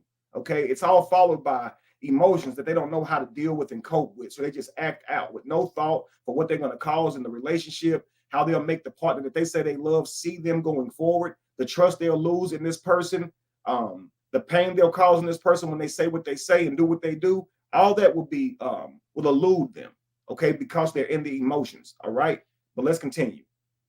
Because you had surgery. Correct. I was at his house every day before I had surgery. And then when I had surgery, I was only able to move so much. And I wasn't really able to drive in a vehicle that much. You just said that sometimes he would come and pick you up, even though you told I had to sit a certain way. I had to do things a certain way in order to go places. Yes. Even though you told the jury yesterday that he took care of you for a week, right? Mm-hmm. While you were recuperating, right? Mm-hmm. Is that a yes? Yes. Yesterday, you told the jury that you were concerned because he was in Miami so long and I didn't know where we stood. Remember telling the jury that? Yes. So you didn't know where your relationship was at. Isn't that correct? I didn't know when it came to him being in Miami, but I knew that me and him still had a solid relationship because it was over a year. Well, why did you say then? Y'all see all that talking? Y'all hear all that talking? You don't allow her to do that. It's yes or no. Right? You felt secure in your relationship. Okay, but remember yesterday you said that you were concerned and you didn't know and you was unsure. Didn't you say that yesterday? Yes. So today you're saying that you weren't concerned. You get that, right? Okay, so now's where you impeach her. You show her exactly what she says on the document for yesterday. Okay? And then you show her how that is contending with what she is saying today. And you show the jury how she'll just say whatever she's saying in the moment. It does not have to be the truth. It's whatever she feels like makes her feel good or look good or makes her innocent in the matter. You cannot trust this woman at what she is saying. If you're trying to free your client right here, you need to show that you cannot trust this girl's testimony, that it is ego driven, that it is narrative driven. So she looks like she wants to look. She is not answering honestly, and you can clearly see this. Why are you not telling the jury that? Why are you not telling the judge that? Why are you not objecting, lawyer? You have a right to do that. You can do that. Let's continue. I was concerned that he was in Miami so long, I didn't know where we stood. I didn't. That's why I was going on the movie date so I can figure out where we stood. Because your relationship was basically over at that point. You didn't. Nobody ever said the relationship was over. So to my knowledge, it was not over. You now said, or what you told her yesterday, was that he was in Miami so long, to use your terms. So he was spending a lot of time in Miami, was he not? He was spending time in Miami, yes. Right. He was spending more time in Miami than he was playing video games, wasn't he? Kind of in the middle. Okay. And you were jealous that he was down in Miami so long, right? I'm not going to use the term jealous. No, I was not jealous. I wanted him to do well. I wanted him to go to the CFL. I knew that was his dream. So I wouldn't call that jealous at all. You knew then, now again, that after he went to Canada, his dream was to come back and his hope was to get a contract with the NFL, right? I mean, usually that's what people decide. I'm not sure exactly what his decision was, but if you go off to the CFL, yes, that is something that you do try to pursue after. Okay. You also told the jury yesterday that I felt uncertainty because I didn't see him for a month. You remember that? Correct. Okay. So you basically did not see him at all for a month, right? In person, because I was healing, but I did see him through FaceTime, on the phone, through text, every other type of communication. Why would you feel uncertainty if the relationship had changed course? Why did you care that he was down in Miami? It's not that I cared. It's just that I just had surgery. So I kind of wanted comforting from him and him to be there a little bit more and things like that. So that's more of what it was. Well, you had some concerns because the minute he stepped out of the house when DJ came home, you took it upon yourself to snoop through his phone, right? I didn't snoop because he gave me the password. So I just want to clarify that. Oh, hold on. He did not give you the password that day, right? He gave it to me to let me know I can look through it whenever I wanted to. Right. That he gave you that password months earlier on in the relationship, right? Mm-hmm. Is that a yes? Yes. So this is not a situation where you guys are alone in his house. He says, hey, by the way, here's my password. Feel free to go into my phone. I'm going to go step outside. That didn't happen, right? No. Okay. So he walks out for a minute and you could not resist to take his phone, his personal property, go in, put his password and start snooping around, right? Yes, because we were in a relationship and he gave me that password. Okay. So have you snooped around in his phone on prior occasions with his password? No, because I just had surgery, so I haven't seen him in a while. So you were snooping around because you were. I wouldn't use the word snoop. Overruled.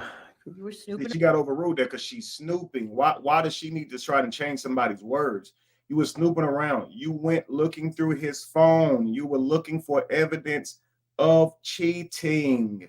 Like, okay, now, guys, you hear her logic. Well, you didn't have permission to go through his phone. Yes, I did. I had his password. No, you had his password that he had given you in the past. All right. That doesn't equal permission. Example. Hey, here's the spare key to my home. Okay. Does that mean you can come over at any time that you want to without calling or anything? No, it means that if I can't find my own key, I might go to you for it. Or if you absolutely need my home, you got a key already, but call me before you use it, right? So if I give you the password to my phone, maybe I trust you. Maybe if something happens to me, I want you to be able to open my phone, right? But that's not permission to go through my phone at any time. However, I would say if I'm in a serious relationship with somebody and I think you're cheating, I will go through your phone. I will, but that's if I'm married to you, if we are in a serious relationship. However, they discussed a break. So what do you guys think about that? Do you think that she's justified in going through the man's phone? She said they were on a break. So if they were on a break and you asked for a break, you don't get to go through the man's phone simply because you wonder what he's been doing while you were on a break, right? You waited till he was outside. So clearly you going through his phone, we're going to call that starting it, okay? Because you didn't have to go through his phone. Now, if you find something, there's going to be a problem. Absolutely, right? Now, I'm saying that because you're married, you're not in a relationship, so to speak, with this guy because y'all are separated. Y'all not separated, y'all are on a break. So you separated from your husband and you're on a break from your boyfriend. Make it make sense, right? But yeah, guys, put in the comments if you think that's okay. The way that she went through his phone. I would, if I'm the judge, I would just give it a benefit of the doubt right here. Okay, you went through his phone. Okay, because she's not on trial here, and it's not against the law to do that, right? So this is not about showing her where she went wrong and that she's wrong for going through his phone. It's not about that. But I think the lawyer gets caught up in that. We're discussing that, but as the lawyer, take her testimony and move on. If you can see anything that shows that she's being dishonest, that shows contempt, anything like that, then call that out. But allow her to be able to say her not say her reasons, but her yes and no answers to this question, right? Veganizer with Jamie says, right, just because you have a password doesn't mean you can go through someone's personal property. I agree. And I say that absolutely, unless you are married, okay? Unless you are married. She's using semantics to fit her narrative, period. Absolutely she is. Let's continue. Great points, Veganizer with Jamie and Gold Digger 15. Around because you were concerned about him seeing other women down in Miami. Isn't that the bottom line? The bottom line is he was my boyfriend at the time. I haven't seen him in a month, and I was curious. That's the bottom line. Okay. You didn't want to lose him, right? Of course not.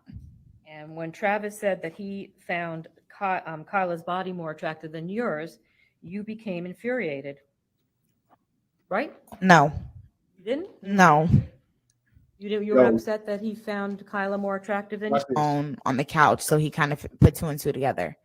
You waited for him to come back, Stearns, because the minute he stepped out of the house when DJ came home, guys are alone in his house. He says, "Hey, by the way, here's my password." Didn't you? No. Yesterday, you told the jury I was hurt. I was not angry. You remember that? Yes. You were actually want to lose him, right? Of course not. Guys, watch her face when she asked her, was she upset? Okay, watch her face and reaction. Again, body language, family. Watch it. She does not like this question. Watch this. And when Travis said that he found Kyla's body more attractive than yours, you became infuriated, right? No. You didn't? No. Now, why she doesn't answer that question honestly blows my mind, because why wouldn't that infuriate you? Of course it did. Of course it hurt. That would hurt anybody, and he shouldn't have said it. And this is one of the things, ladies, men and women, raise your sons to not provoke women by saying these hurtful things to them. Okay, okay, she went through his phone. She discovered that he's possibly cheating. During the argument about it, he tells her that the other girl got a better body than her. Yo, that's mean as all get out. Yo, you talking to a woman who does not have the emotional maturity to be sitting here and taking insults like this without responding in the absolute worst way. You really gonna do that? You're gonna tell her this? She's not emotionally equipped to be able to handle this without fighting back, without doing something to get back. And not most women, family. So men, you're not thinking smart whenever you go out of your way to insult this girl. There was no need for him to say that. No need for him to say that. And absolutely that would hurt. Guys, take this into mind. She's had cosmetic surgeries, right? She's been laid up in the hospital bed or at home getting these surgeries. She's not seeing him as much. He's always in Miami while she's healing. She's concerned because she hasn't seen him in a while. Because she's healing, let her tell it, right? So she got these surgeries. Obviously, she wanted a different body. That's why she elected these surgeries. They're elective surgeries. So she chose to go change her body, right? Her face, whatever she has cosmetic surgery on, they never asked. Later, she talks about her body being sore and how he threw her down, and her butt and things like that that had been worked on got hurt even more. Okay, so we know that she had a BBL potentially and lipo, right? So we know this because she's gonna describe this a little later. Okay, but just imagine this for a second, ladies. Okay, you've gotten your body changed. You're with a guy, so you thinking he's gonna like it, right? If you're single, okay, that's different. But you're already with a guy. Now you go get your body changed. We don't know who paid for that, but the point is she got a body changed, and right now she's in the healing process. Okay, now You haven't seen your boyfriend in a while. And when you do see him, you go through his phone and potentially you discover that there's another woman. Now, somewhere along the lines, this man tells you her body looks better than yours. Yo, that would absolutely hurt. That would rip your freaking heart out. And she gonna say it didn't make her upset. Yo, that's like a girl cheating on you and telling you the dude's penis is bigger, right? He got more money than you. You understand? He treat me better than you. You understand? Like that would infuriate you as a man. If you say, that don't bother me. Well, number one, you just went through a phone and called her cheating.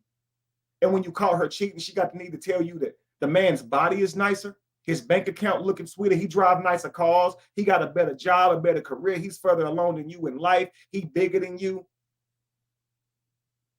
His facial hair grow in better than yours. Yo, that's what that's the equivalent to. Okay. Absolutely wrong on his part. He absolutely should not have done that. Okay, because that's going to infuriate her to acting out. You understand? That could be likely the reason why she says, go shoot his stuff up. All of that along with the cheating, family. You cannot treat women like this. They are very dangerous. You cannot treat men like this. They are very dangerous. But I'm trying to tell you, men, in the world we live in, the woman is far more dangerous than you. You are dangerous physically. You are dangerous physically. But she's dangerous on a whole different level. Somebody say it's levels to this. Somebody say it's levels to this, okay? We live in a world where predominantly the majority thinks protect all women, believe all women. Sir, you don't have to put your hand on her. She can just say you did. Sir, you don't have to sleep with her. She can just say you did. You don't have to sexually harass her. She can just say you did. So angering her, rejecting her, could be something that costs you your life. Yes, she's a little old woman. Yeah, but that little old woman got superpowers, yo. Her tongue is venomous, yo. Do you understand? You ever hear the saying, you got the power of life and death over your tongue? They were describing the woman, okay? Now, the man does too, but it ain't nothing compared to this woman in this world. Do you understand? Thank you so much. It's levels to this. She is very, very, very dangerous, okay? So the moment you start insulting her, saying all these things to you, if she threatens you and says she's going to do something, you better take her word for it and go ahead and call the police and go ahead and get restraining orders set up so they at least know that you called them with the intent to protect yourself. Or if you go ham, yo, at least they know you called them first. Do you understand? If somebody show up at your house, at least they know you called them first. Protect yourself. Protect yourself, okay? Now, I would say to a woman, to my daughter, if you find the man cheating on you, you go through his phone and he starts responding by saying he like her body more, yo, get your stuff and leave. Get your stuff and leave. I know that will anger you, that will infuriate you, and you'll want that moment. You'll want to win that moment. Don't do it, love. Do not do it, okay? I don't want you doing something that can cost you your freedom or your life. You're retaliating against that man who's willing to say whatever to you. He may be willing to do whatever to you, okay? Don't break down and cry in front of him. He's probably trying to hurt you. That is verbal abuse. That is verbal abuse, family. Somebody just found out you was cheating on them. Whether y'all was in a break or not, their feelings are real.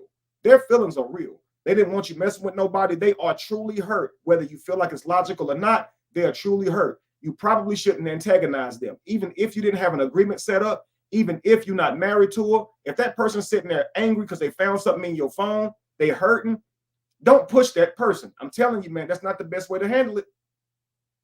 So that was verbal abuse, okay? So now he's fighting with her by saying her body better than yours, okay?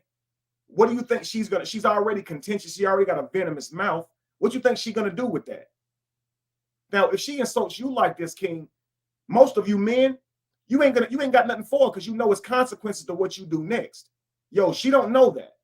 She has a very immature mind, and mama and daddy didn't teach her the consequences of her actions. So she'll call her brothers to come and attack you, call the police and say you hit her. She'll do all these things without thinking about the consequences of it.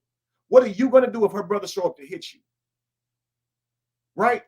What's going to happen when she calls the police with this fake report? She's just angry and she's going to do these things. She may regret it later, but yo, who's the victim? Who's the person who has to deal with everything that she did? Who's the person who's under all the lies that she told, all the rumors she started, all the relationships that she turned against you? Now they want to fight and harm you from something she said. What you gonna do about that? Say she lied? Well, you live in a world, unfortunately, that believes her. Okay. Unfortunately. All right. Believes everything that she says. Okay. President Love Jones says, bro, you sounding crazy as hell right now, because women literally do that as far as far more than a man, far more than any man has ever told a woman another woman's body looked better than hers. Listen, we don't get to factor in what happens on the norm, President Love Jones. I know that. I know. That's why I said that. That's the equivalent to her saying to you, he bigger than you. He got more money than you. He got this better than you. He looked better than you. He smelled better than you. He sang better than you. He get to work on time better than you. We know she'll do that. And we know it's wrong when she does that, right? So in this particular situation, we don't get to factor in that this happens to other people, because that's what they like to do too. Let's be more mature than that, right? In this moment, he told her that that girl's body was better than hers. So whether or not women do this more, I have to tell men, yo, that's not wise. Don't do that. You know, and I have to say it's equally bad when a woman does it. Who does it more is kind of irrelevant here, but I agree with you, sir. They do it a heck of a lot more. Okay. But that's why I wanted to share this and flip it.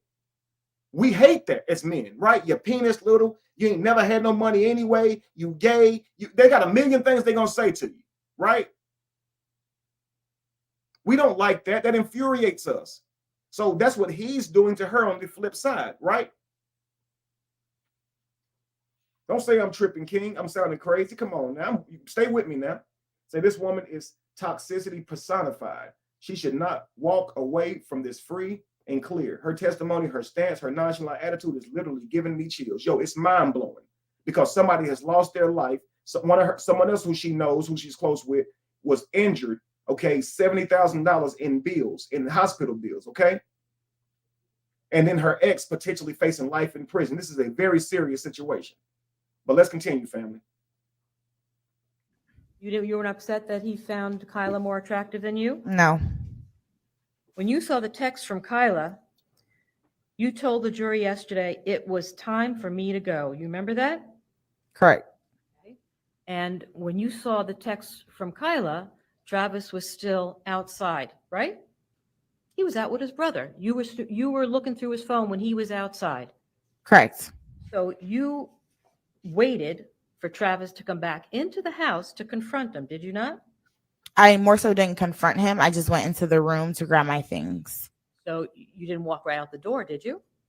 I went to go grab my things, and he seen his phone on the couch, so he kind of put two and two together. You waited for him to come back in so that you can confront him. Isn't that what's happening? I didn't confront him. He kind of confronted me about the situation because he seen his phone was open. You wanted to hurt him, and that's why you stayed in the house, so that you could confront him and then destroy his property. Did you not? No, I wanted to grab my things and I wanted to leave. Okay. Well, you immediately went off on him, didn't you? No. Yesterday, you told the jury I was hurt. I was not angry. You remember that? Yes. You were actually very angry, were you not? I was more so hurt than angry. But you were also angry, weren't you? I was more so hurt than angry. See, right there, family, I would have went off as a lawyer. And now I would have warned her several times before this, but which this lawyer has not done. But I asked you a question. Were you angry? I was hurt more so than angry. But were you angry? Right? I was hurt more so than angry. Were you angry? Yes. Yes, I was angry. I didn't ask you all that. I asked you, were you angry? More so than, hurt more so than, but that means, yes, you were angry, right? I'm not about to let you keep doing this with me, right? We can be here all day because I'm getting paid right now, right? But you're not getting down from the stand until you answer my questions. Now, men, again, in your personal home, with the women in your life, even your own daughter, you cannot subject to answering your questions, your line of questions, the way that you would like, because they simply may not do it. You can want them to do it, but when they don't do it, family, when your daughters don't do it, you have to warn them about how this type of behavior it won't just ruin your relationship with your daddy. It will ruin your relationship with other people in your life, your boyfriends, your brothers, your sisters, everybody being contentious and talking to people this way.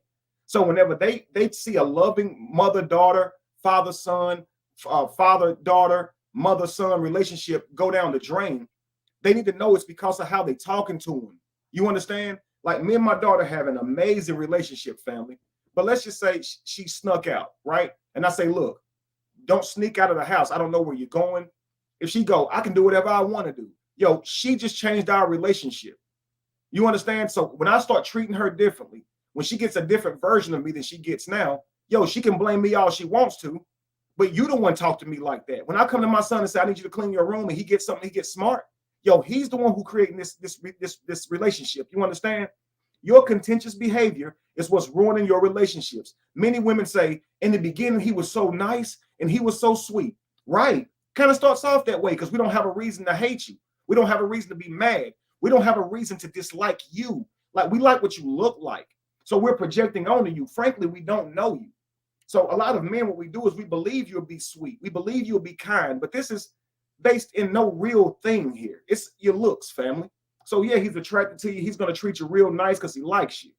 Why does that change though? Throughout the course of him getting to know you and your relationship begins to build, you guys will have arguments. You'll have contentious moments. You'll have serious conversations in which where this type of dialogue will take place. He'll like you less, a little less every time. So months in, all of a sudden, it's like, he don't treat me the same. He's not the same. Now he's short. He stopped taking me out. He stopped doing the little things. That is exactly why. You just think he's stopping. You just think he don't care no more. You just think he turned on you. No, people don't like being talked to like that. And you don't care how many times he tell you, you're going to act like that. And when he tell you you're doing it, you're going to play dumb and just say you're not doing it as if that means you're actually not doing it. So it's like, I just won't validate him when he tries to call me out on something. When he corrects me on something, I just won't validate him. I'll just act aloof and pretend I don't know what he's talking about. And then we'll be fine. But you won't be fine. You won't be. Okay? For men, because a lot of us are undeveloped, myself including, okay, we won't just automatically walk away, even when we see the red flags, but we will start treating you differently, okay? We probably should just walk away, but at the moment, I believe it's our heart to be broken. We really love this person. We don't want to be without this person. And so you put up with the shit, but that's really you accepting less than your own worth and value. And if you stay in a situation like that, where they're that toxic and you ever lash out and you ever have a moment where you're not on your P's and Q's that day, you say something you don't mean, you say something that's outside of your character, or you do something that's outside of your character, that person is not going to let you forget it. And they're not going to care what they said to infuriate you to bring that out of you either. They're just going to tell you that you did it and pretend like you didn't have no right to do it, even though they were treating you that way. It'll drive you up a wall, family. Okay? So get out while you still can. You understand? Let's continue. And listen, family, she's willing to do all of that behind closed doors. If it ever goes public, she'll just lie and inflame it and say everything that she was doing to you, you was doing to her. She'll do all of that. Okay. I was just having a discussion last night where I was saying that men and women don't fight fair. If a man and a woman is arguing and say people are involved in hearing this argument, she'll say something like, and you grab my arm. But basically, she's saying that because she knows when people hear that, they'll instantly think abuse. And even if the man explains himself saying, yo, I grabbed your arm, but I didn't grab it tight. You was leaving, so I didn't want you. I was trying to talk to you. It still sounds like, nah, bro, you can't put your hands on her now. But she'll say that even though she knows you weren't attacking her. She knows you were not attacking her, okay? Now, let's just say you're arguing with her, and it's public, and you go, yeah, you grabbed my arm. You didn't tell him that. You grabbed my arm. Nobody will care if she grabbed his arm. What does that even mean?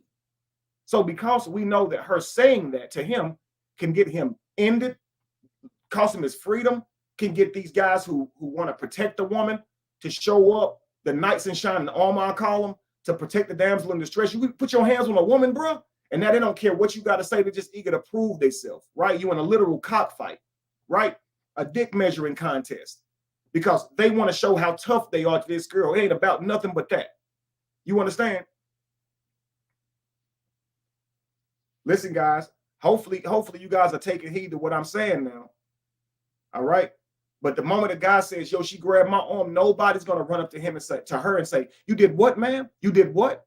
And just now understand this. If he's talking to her any kind of way, you're going to have men say, man, you don't talk to no woman like that. You talking to a woman, that's a woman, bro. As soon as you raising your voice and you going off, it's not fair. Because if she's raising her voice and going off on you, people won't step up and say, man, that's a man you talking to, yo. Respect that man. That is a man. You don't talk to a man like that. That's not going to happen. So don't try your best to not get in a public argument with a woman. Please try your best. The way our social world is set up, you're going to lose, family. It doesn't matter the content of what's being said or what has been done. You don't have a right to talk to her that way. You don't have a right to raise your voice, insult, but she got every right to do that because nobody's going to come to your rescue. You're going to feel like you've been treated extremely unfair, and the worst just might come out of you. This is why I see a lot of men throwing their life away to homicide and things like suicide, because they live in a world where logic is not being taken into account. And they're just being told that they're wrong, even for crying because somebody did something to them. Tyrese can't even cry because somebody took his baby. So there's nothing that a man can do, not retaliate, but you can't even go cry in the car. You can't even cry, or you're getting clowned. Even when somebody actually did something that could cause a person to cry. Now, just imagine this. And this is why I say a lot of our women are not mature. We say they mature faster than men. But if you're telling a woman about herself and you're not even insulting her, you're just really consulting her about something she actually did that was wrong or inappropriate, she might cry on you. She might break down and cry and get a whole attitude, get defensive, and act like somebody trying to kill her because you're trying to tell her she did something wrong. Now, you're not calling her bees. You're not calling her out of her name. But this is why I say a lot of them are extremely childish, because only children behave this way. Adults are not supposed to behave this way. When you tell a child they did something wrong, even my little granddaughter, Mayana, if she do something and she could instantly see it's wrong by the reaction of people, ooh, before you can even tell her what she did, just a big cry. Like you ain't insult them, but they'll act like you abusing them because you calling them out on their bad behavior, man. So a lot of times, man, you got to understand it. You can't even necessarily call her out on her bad behavior, or she'll act like this. She'll do something to incriminate you or make you feel like, make other people feel like you did something abusive to her, right? When really you just not tolerating something that she did, right? She tell you something, you don't believe it, you're calling her a liar. But you don't have a right to be upset because she's literally lying to you. But she can be upset because you called her a liar, but she lied. This is what I mean. It's constantly you doing something to hurt me, and they play. It's crazy, y'all. And if you're a young man and you're saying, okay, I got this little girl I like, and you bringing her home to your family to introduce her, most of the time, or girls bringing a boy home, most of the time, us parents come into it like that's their person. Let's get to know him. Let's treat him like my son because he's with my daughter. Let's treat her like my daughter because she's with my son. But you don't know the mental capacity of this little girl or little boy. And if your son or daughter is not disciplined, to be honest in their relationships, to not cheat, to not text other dudes and flirt with other women, if your child is not equipped to know how to treat somebody in a relationship, family, they're going to be out here doing silly shit, cheating and getting smart, your child might not live very long. I hate to have to say it like that. I hate to have to say it like that, but your child may not live very long. They may not make it through college. They may not have their freedom. They may not. Because as soon as that other person who's not mature, okay, enough to handle being hurt and lied to walk away from a person, when they go through your phone and see you're cheating, when they see that you lied and you wasn't where you said you was, I swear to you, family, they are not equipped to handle that type of backstabbing. They're not. They're young. They haven't like they're experiencing real life now. Real life. And they're going to destroy your child because your child is undisciplined, okay? Or your child is going to destroy them because your child does not have the propensity to deal with somebody getting smart with them or being mean to them or trying to do stuff to them, even if it is attacks. They don't know how to handle it by calling the police, taking the necessary precautions to protect themselves, making sure that person is penalized and they are not. We fall into the trap far too quick. Be very wary when your child says, I have a boyfriend, I have a girlfriend. That person could be the death of them. I know that sucks to have to say that, family. I know that sucks, but please heed my words, all right? Let's continue.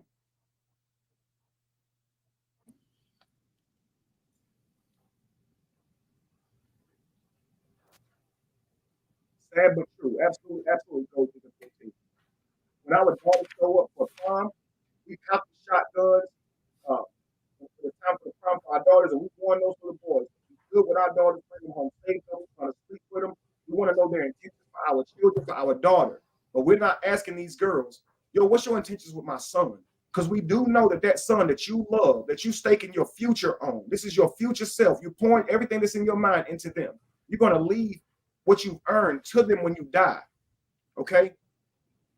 You do understand this woman that's coming into your life might not mean your son will. They may destroy your legacy, family. They might have your legacy locked up. They might have your legacy off or their life ended. Do you understand? Simply because they got mad at them for cheating. Is cheating wrong? Absolutely. But should that cost you your life ever? Absolutely not. Should it cost you the relationship with your children? Ever? Absolutely not. But what will happen in these relationships when a woman discovers a man is cheating? Take his baby from him too. Yeah, you ain't seeing your baby because you cheated on me. But what's the man gonna do about that? Is he gonna get infuriated and respond in a way that's not rational? I've seen men end women's lives because they kept their kid from him. And the woman will say, well, he don't have a right to do that. Well, you kind of don't get to tell him how to handle being mistreated. Nobody gets to tell people how to handle being mistreated. Right? Under oath on November 8th of 2021? No, You don't remember coming to the courthouse? I remember, but you have to kind of refresh my memory. Remember coming to the courthouse, right? You were subpoenaed. For the You were subpoenaed to come to the courthouse and you gave sworn testimony. Do you remember that? was it the deposition? Someone said the volume is very low. It's actually the lawyer. She's away from the mic a lot. So she needs to carry a mic with her when she moves away from it, and she needs to speak into the mic when she's standing there. But she has a very soft type voice. Again, she's not being assertive. She's not controlling the courtroom because my guess is that she just doesn't know how to handle the attitude, the contention that can come from the Black woman family. So I think that she's really just being punked right now. You understand? Like she's not going to assert her dominance because she fears the person so much that she's not going to be as professional as she should be because she's just not doing a great job of controlling this witness. But let's continue. I'm just Sure. with Feel free the to stand up and stretch, ladies and gentlemen. All right. So why they're stretching, family? No, I am not Muslim. I am an ex-preacher, acting pastor, but I am non-religious. I just love the cultural style of the Kufi family. I love that. So been wearing them for a little while, and I wrap my head also, but I'm also not Hindu. Okay, family. But let's get to it. Okay, let's see here. They are doing a little deliberation here, and look here. This is them talking to the girl about what I think is about how she's been answering these questions. You understand? Like you got to answer the questions, man. But I would check her in front of the whole courtroom.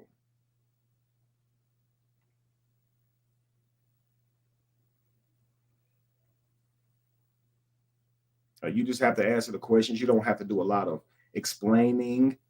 Just try and answer yes or no. I know it's tough. I know that you want to answer correctly and you want to make sure that you get all the answers right. But ma'am, this is not a test. This is simply asking you to recall things that you have already said, ma'am.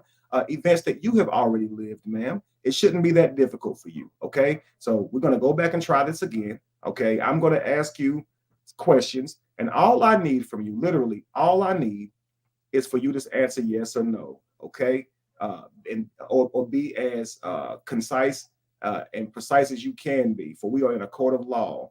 And the girl's like, but you can't just be asking me questions and expect me not to elaborate. I mean, I got every right to respond how I want to respond. Shoot, I mean, whatever. This is All the co-attorney here. Do you remember giving a sworn statement on November 8th of 2021? yes. And do you remember being asked similar questions about whether you were angry after you noticed that he was talking with Kayla? I believe those questions were asked. Okay. And do you remember the question? Sustained. Wasn't the question asked of you and that made you very angry? Sustained. You got to show her the document. Sure. So this is her opportunity to impeach her, show her the document from yesterday, and show her how what she is saying is not lining up with what she said yesterday, right?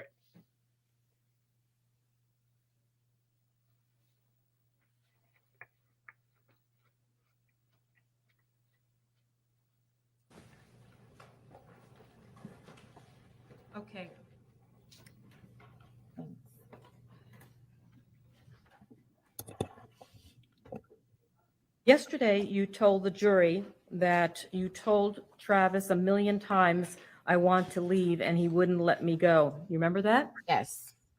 And isn't it in fact that he was the one that was actually trying to calm you down? Not at the beginning, no. At some point, he was trying to calm you down, wasn't he? Yes. No. Isn't it true that he was trying to Not talk? at the beginning, no. But at some point, he was trying to calm you down, right? No. So then why would you say not at the beginning? No. So in the middle? No. At the end? No. So why not just say no, not at all? Get on my nerves. They act like children. Let's continue. some sense into you? No, I was trying to get my things and leave, and he was trying to stop me from leaving. You also used the word that Travis was acting erratic yesterday. You remember that? Correct. Isn't it the fact that you were the one that was actually being erratic? I would say he started it, and then, yes, I became erratic right after. So after you saw the text messages from Kayla, you actually had Travis FaceTime her, did you not? Yes. Did you FaceTime her or did you have Travis FaceTime her? I just put the phone up and pressed FaceTime. Okay, So she didn't see me or anything. and the reason you did that was so that she could only see Travis and you could evaluate or watch the way that Travis was interacting with her. Did you not? Correct. And Now, guys, that right there is indicative of him capping, okay? Him trying to gaslight her into believing that this person don't mean nothing because she done went through the phone and found something.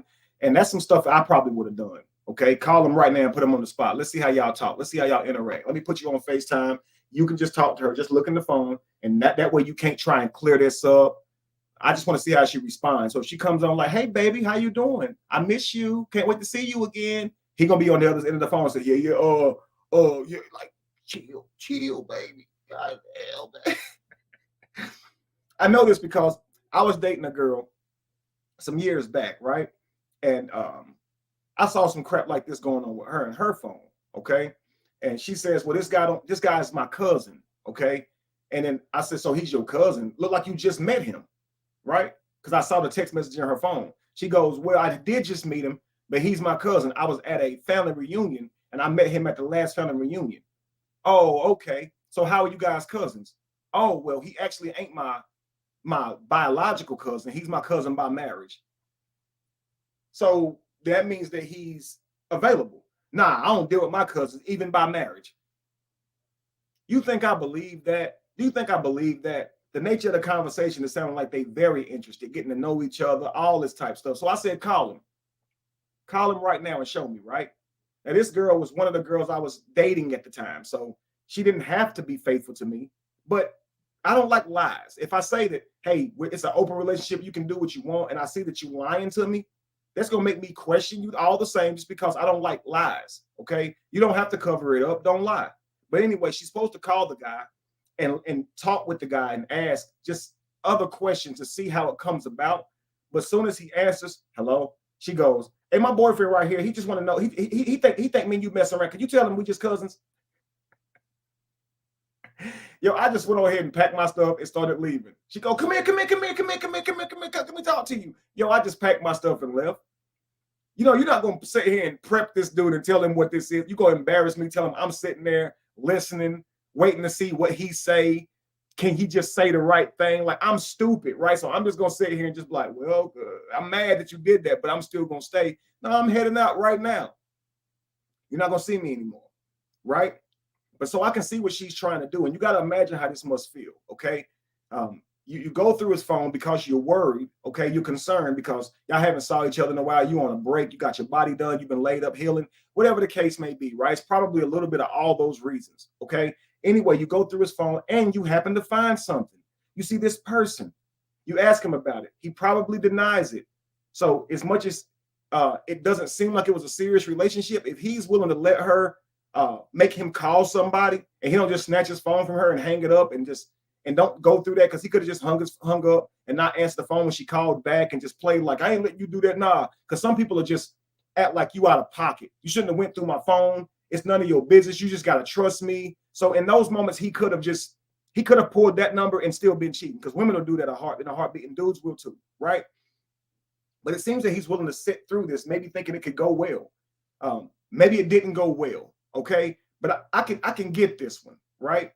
go live. I mean, go on FaceTime. Let me see how you act with her. Let me see how she acts with you, because I don't want no lies. I want to see how y'all really is interacting with each other, right? But let's continue. So what did you, after you saw that interaction, it was your impression that somehow these two had a relationship, right? I wouldn't say relationship, but something was going on. Yes. It was more than a friendship, right? Mhm. Is that a yes? Yes. And that infuriated you as well, right? No, I'm not going to use the word infuriated. You were angry. More hurt. So you smashed his iPhone not out of anger, but because you were hurt. Yes. Okay. You also picked up the metal trophy on his dresser, and you hit him over the head, did you not? I did not hit him over the head. So what did you do with the metal trophy? If I hit him over the head, See, she's not listening. She's just reading through notes. You smashed his iPhone because you were hurt, not angry. Is that what you're saying? Is that correct? Yes. Her next question should be, do you believe that it's okay to smash someone's belongings when you're hurt or upset? Do you believe that's the right thing to do? This is a good question, because this establishes her morals. You understand? You want to know that.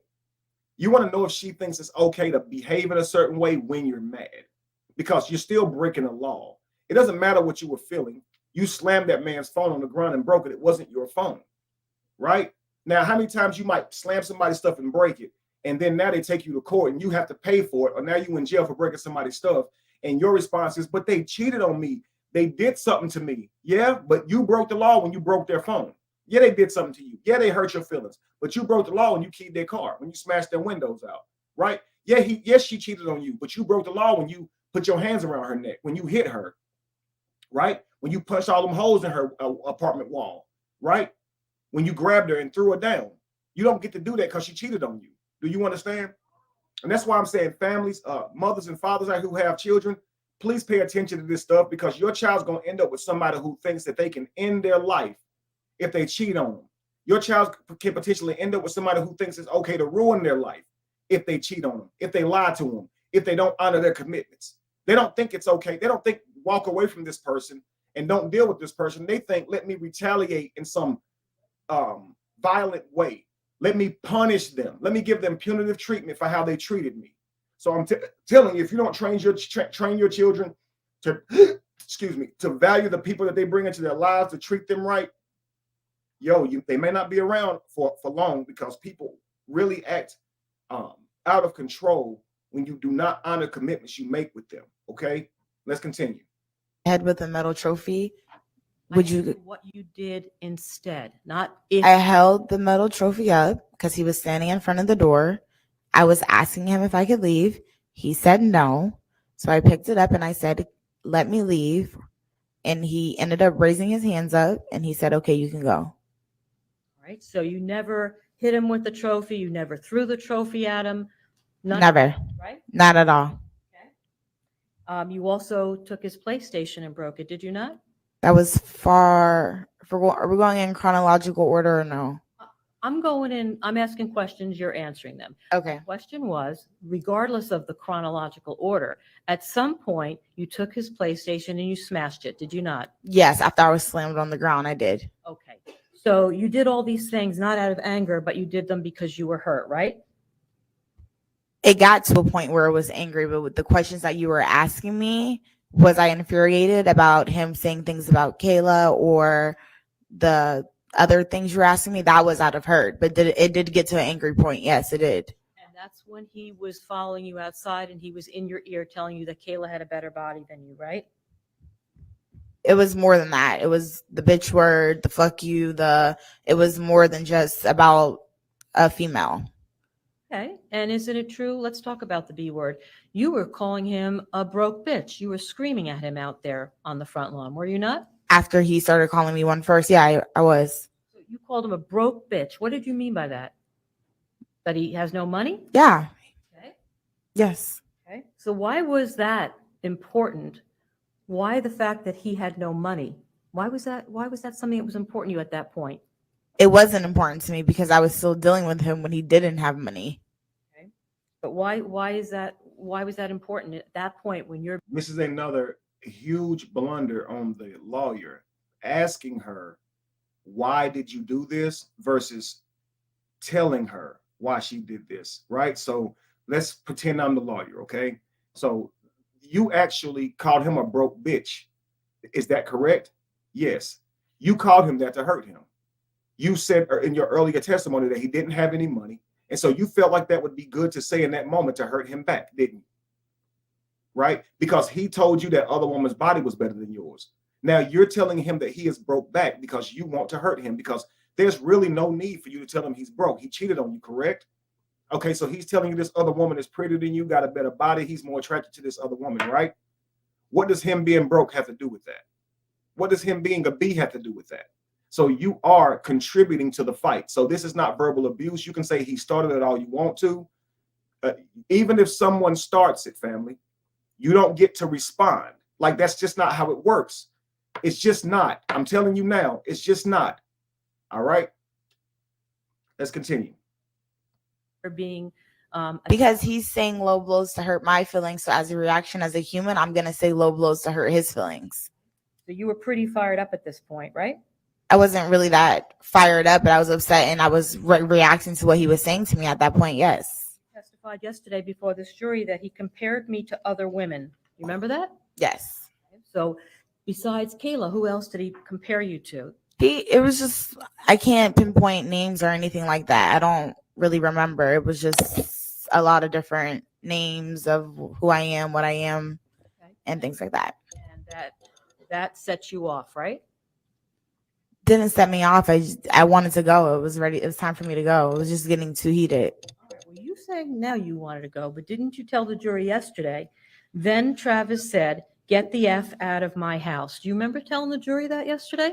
I told the jury that I had to go get my things. You told the jury, then he said, "Get the F out of my house." That's what you told the jury yesterday. Okay, he might have said that. He said that. He wanted you out. He wasn't blocking you. He wanted you out of the house. He wanted me to get out after he told me to go in the house to get my things. So I went into the house to grab my personal items that I brought over there. Right. He didn't want you there anymore. He wanted you out of his house. That's what you told the jury yesterday. Okay. He wasn't keeping you confined in there, was he? He was. He wasn't falsely imprisoning you yet on the 6th, was he? He was keeping me confined in the room. That's why I picked up the trophy. And that's why he told you to get the F out of the house. You're not in chronological order, so you're saying it. At some point, he told you to get the F out of his house. Did he not? After he held me in the room and was not allowing me to leave. Yes. He wanted absolutely nothing to do with you. Isn't that the fact? I wanted absolutely nothing to do with him. And isn't true, you told this jury yesterday that Travis said, "I don't like you anymore." You remember that? You remember telling this to the jury yesterday? He was saying, I don't necessarily remember him saying those exact words, but he was saying a lot of things. Like I said, Then why'd you tell the jury yesterday? He said, "I don't like you anymore." he probably did say that. He was saying a lot of hurtful things. So he did say that, right? Okay, so yeah. Yo, I'm asking you to recall an event that you were present for. A very traumatizing event, in fact. Why don't you remember what you said? Why don't you remember what happened that day? You don't have to remember what you said yesterday. Just remember the truth, and your story will be consistent. Right? But that's not what's happening here, family. Let's continue. Right. So he It's told fine. you to get the F out of his house and he didn't like you anymore, right? Okay. Is that true? Over a million other words, but yes. Okay. Well, I'm asking you about those specific words, not the other million words that he said. Yes. So he said a million words? Not a million, but he said a lot of other things. Sorry, family, I'm eating, I'm starving. That's another silly question, frankly. So he said a million words. That's not a question you have to ask. We can deduce that, right? But let's continue. Well, let's be honest. I don't know if you guys saw this, the Amber Heard trial, but she kept doing that. Did he say this along with a million other things? Did he say this? The answer is yes. But they feel like they can say, well, he said a lot of things. It invalidates the fact that he said the current thing they asked him about. And you can't let them do you like that. They'll do you like that at home. right? But not in the courtroom. You're not supposed to be able to do you like that. Let's continue. You just Things. told the jury he said 1,000,000 words. So is that true? He said a lot of other I'm things. asking you if you're. He said a lot of other Finish things. my question. I'm asking you if your testimony right now that he told you 1,000,000 words, if that's an exaggeration or if that's the truth. Obviously, he didn't say 1,000,000 words, That's what you just told them. but he said a lot of other things to me. Are there other things you've exaggerated about during your testimony? Not at all. I've been extremely truthful. All right. So despite the fact that he told you these things, you want the. My thoughts are extremely truthful is yet another exaggeration. And I wish the judge would call it on that. The lawyer would call it on that. Now, here again, you said that you've been extremely truthful, but earlier when I asked you this, you said something different than what you said yesterday. And then when I asked you this, you said something different than what you said yesterday. And then when I asked you this, you said something different than what you said yesterday.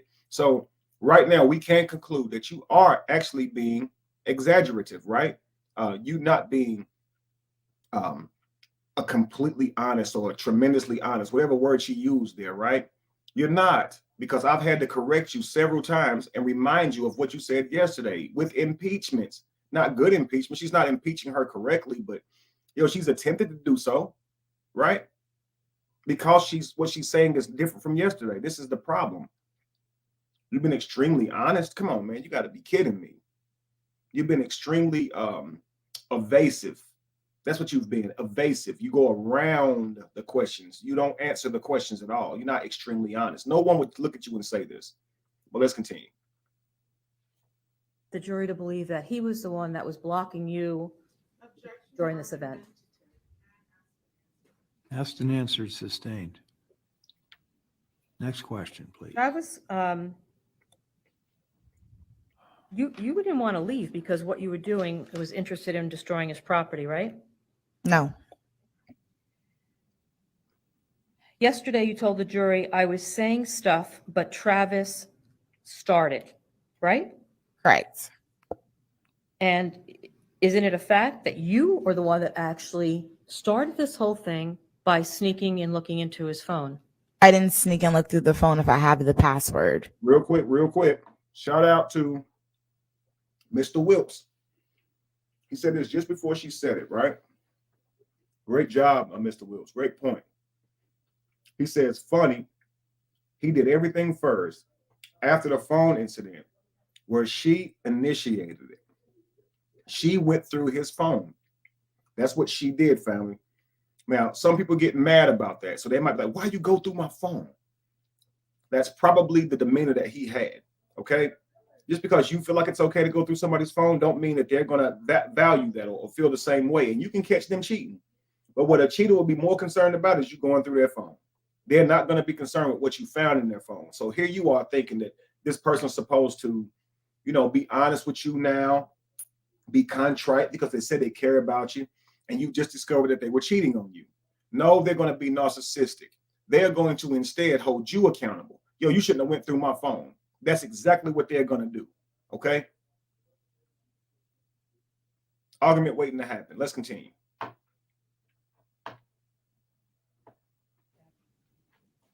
But he didn't tell you you could look at his phone, did he? But if someone gives you something and tells you you are allowed to look at it, I don't believe that is called sneaking. Isn't it true that you were the first person to become physically violent with Travis and not the other way around? No. Not at all? When we were in the house, he was already nudging me to get out. You were the one that was first physically violent, were you not? If you can play something or show me something, I can't recall the exact steps of the moments. Oh, guys, look. You got to say this again. Let me see if I'm saying this right. Right? Correct. And isn't it a fact that you were the one that actually started this whole thing by sneaking and looking into his phone? Now you hear this question, right? Watch this answer. I didn't sneak and look through the phone if I have the password. But he didn't tell you you could look at his phone, did he? But if someone gives you something and tells you are allowed to look at it, I don't believe that is called sneaking. Isn't it true that you were the first person to become physically violent with Travis and not the other way Watch. around? No. No, right? Now I want you to watch the reflection, okay? You can see the lawyer from the reflection. Now she don't want perjury. She don't want to be impeached, okay? Watch what the lady's doing, and you can see the indecisiveness. You can see the nervousness in this girl because she's like, okay, she's about to show me I'm wrong. I'm lying. You just watch this, family. Watch how she looks. Now look at the reflection. Watch the judge, watch the lawyer begin to look through the documents for yesterday. Watch. Not at all. Look, watch her face. When we were in the house, he was already nudging me to get out. So now she looks to try to find some point where she can say he put his hands on her first, right? So you're the one who started hitting, okay? She says no. Now she sees her going through the stuff, and she's like, oh shit, she about to expose me. So now I can't, but you're not supposed to be talking. You're supposed to wait till I speak to you, right? So she actually thinking that she can just talk right here, right? And what did she say? Well, he was nudging me in the house, nudging me, telling me to get out. Well, if he said get out and you got out, he wouldn't have to nudge you, right? You see how this works? But now nudging is an attack now. She asked her, was you physically hitting? This is what a woman would do to you, family, because she can't be accountable to the truth and logic and her contribution to what started this or what went on. She'll throw dirt on you so bad, right? Let's say you never hit her at all. Just like this man never hit her. When she started hitting him, he calmed his voice, turned around and said her name softly and tried to lower her hands, push her back off of him. He did not do it aggressively at all, okay? Now, they ask her, you're the one who started hitting. Now she's going to try and infer that he hit her right here on the spot. He started nudging me. This is what I mean. Now nudging becomes an attack, right? But when she clearly started punching him in the back of the head, right? But let's continue. You were the one that was first physically violent, were you not? If you can play something or show me something, I can't recall the exact steps of the moments.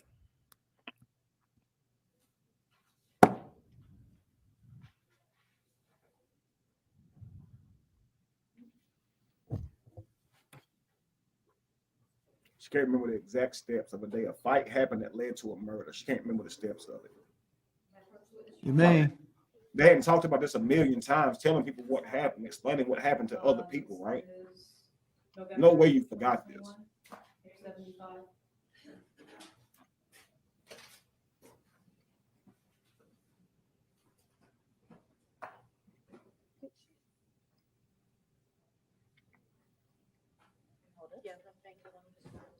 So she done took her a copy of it, so we can now stay on track.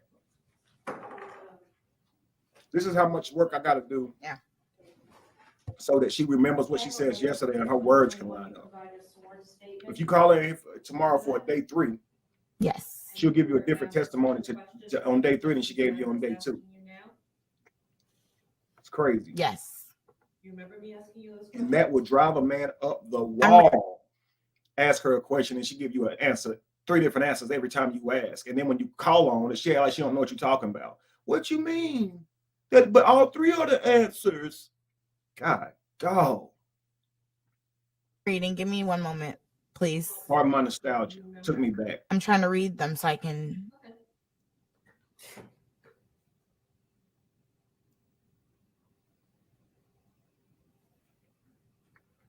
14 to 16. 14. Okay.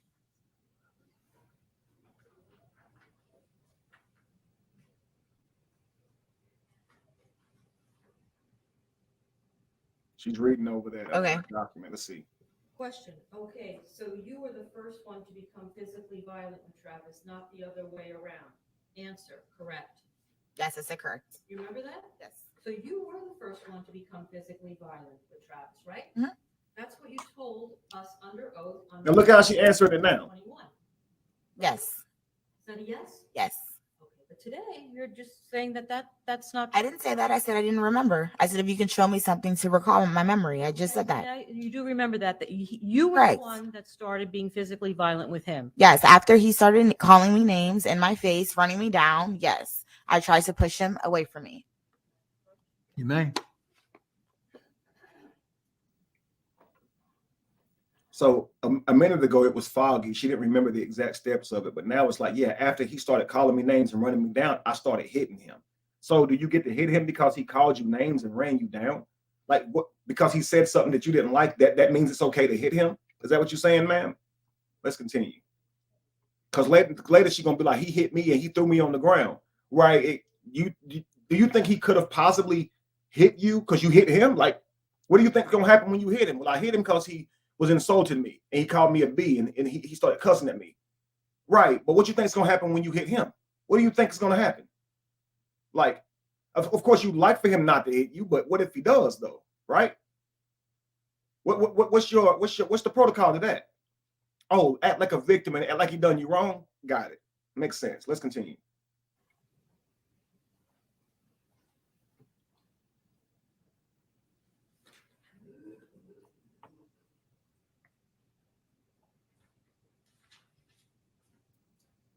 Yesterday, you testified to this jury on direct examination that Travis manhandled you, right? Mm-hmm.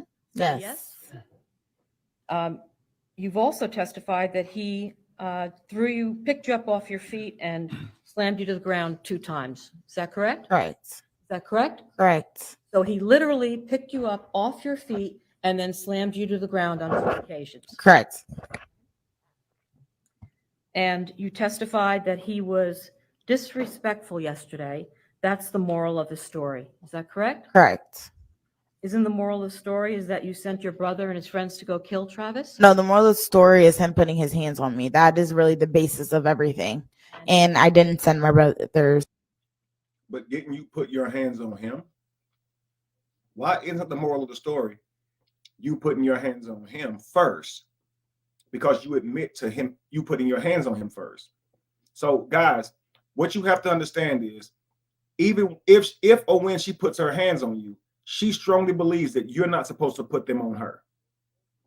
And if you do put them on her, she believes that you should have punitive treatment for that. And she'll likely fight you thereafter, which means leave, go tell others that you hit her, go tell her brothers, her family, the police, anything like that. And guess what? Unfortunately, sir, even if you don't hit her back, she'll do that. I know it sucks, and you'll have to go through that anyway. I know it sucks. And socially, your reputation is probably going to be ruined. You may not go to jail because they'll look for proof and evidence, but the social world just ain't going to care. They're going to call you a woman beater, her brothers, her daddy, her friends. You still got to look over your shoulder for all of the attacks that will be coming your way, okay? You got to worry about where you park your car. You got to worry about your house when you leave it because they are terrorizers. Do you understand me? Absolutely, men are dangerous too. But I'm trying to teach you guys how women fight, and how they fight is absolutely tactical and unfair. Do you understand? And they'll be in denial the whole time and act like they're not doing that. They're not going to be honest. Do you understand? Let's continue. To kill him. You just sent a text to go shoot up his shit, right? I didn't say shoot him.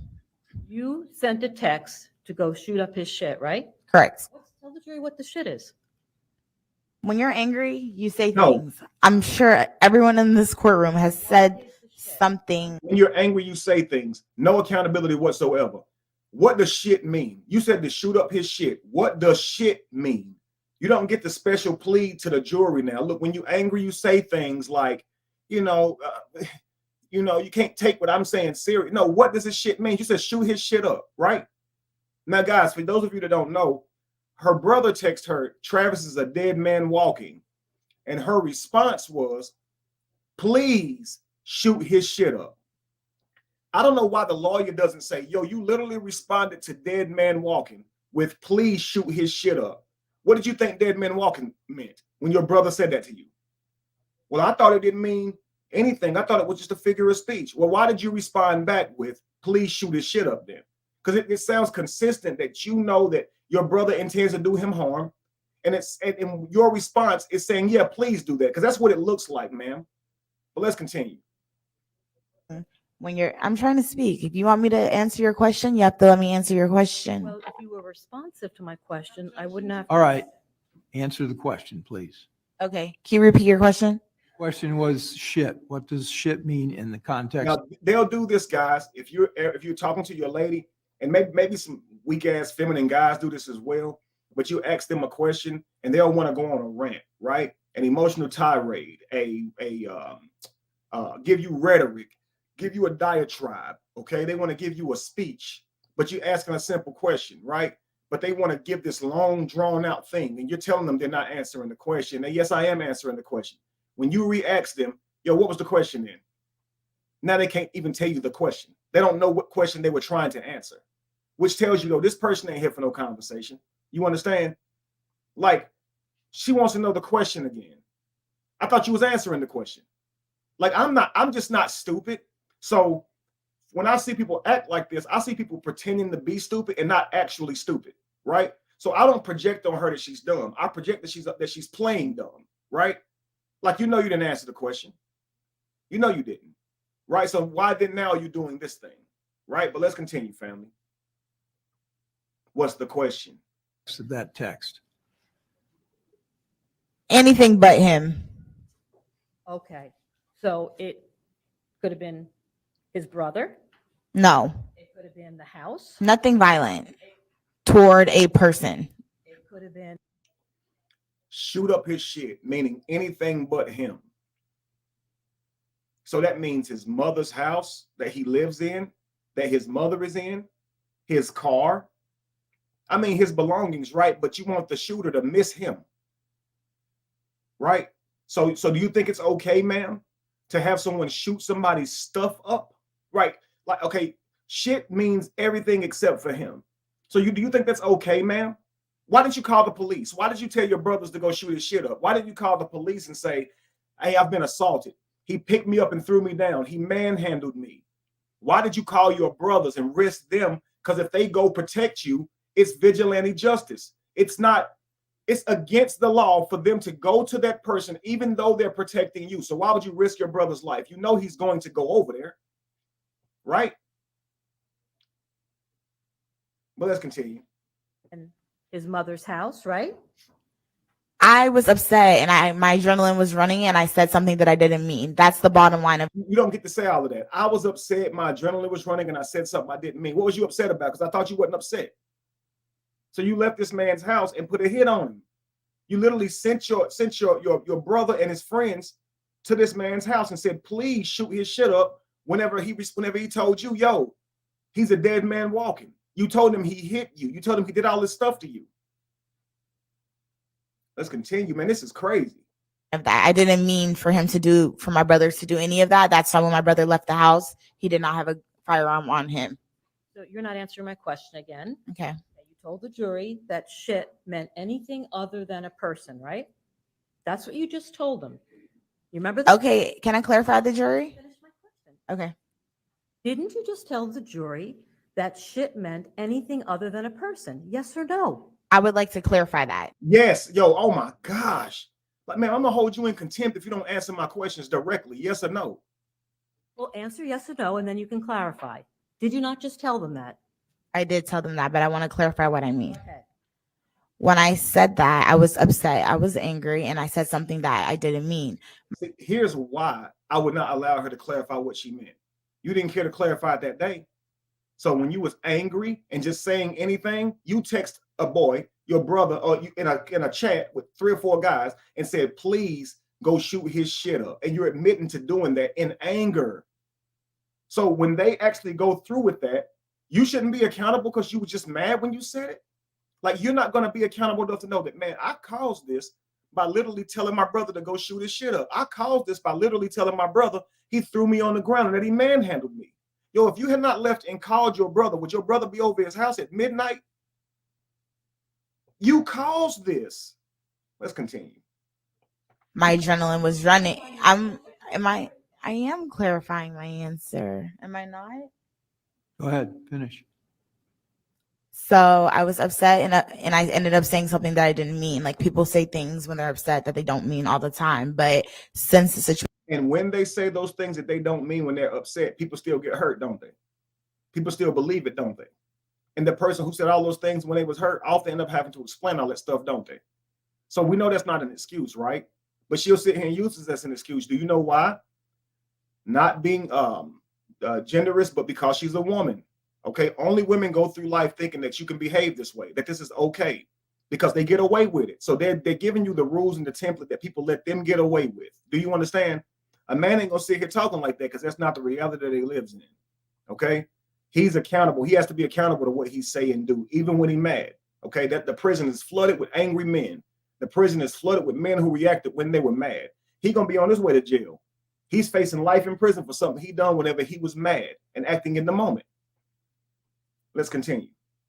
has happened, it obviously blew up 20 times more. But I didn't necessarily mean for anything to happen to Travis's family, his house, or anything. It was like my second home. I would not want anything to happen there. All right. So So it's like your second home, unless, of course, you find out he's cheating on you, right? Because if you find out he's cheating on you, now shoot his shit up means anything except for him. Give her a couple more moments, a couple more lines later, she says, that was like a second home. I didn't mean for anything to happen to anything of his. Yeah, but you told men to go shoot his shit up, including the house that you consider a second home, because that's not Travis, right? Anything that's not Travis, right? Yo, I'm from the streets, yo. I know what it means when somebody say they're going to shoot your shit up. It means home is not safe. That means that your house will get shot up regardless of who is in it. That's literally like that's more than a death threat. It's a threat to you and your family and everybody else who lives inside. Okay, let's continue. So again, when you just told the jury that when you sent the text to go shoot up his shit, to shoot meant anything other than a person.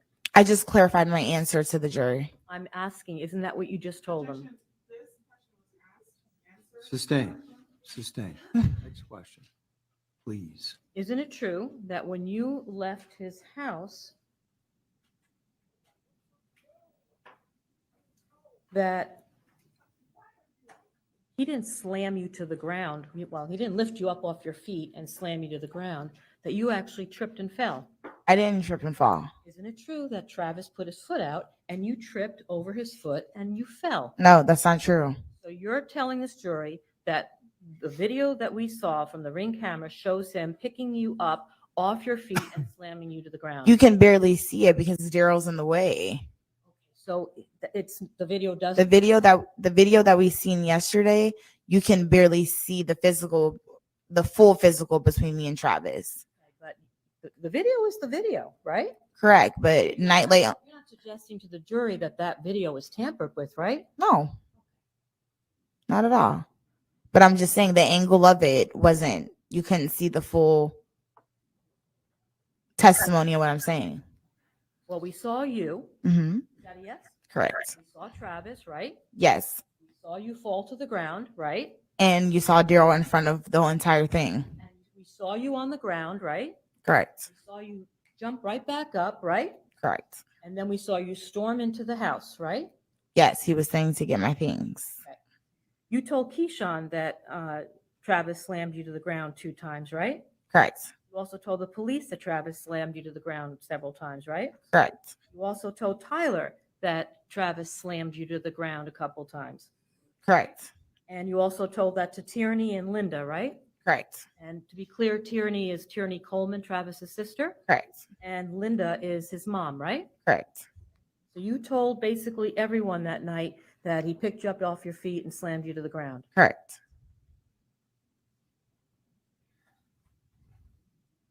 Now, on the video we saw,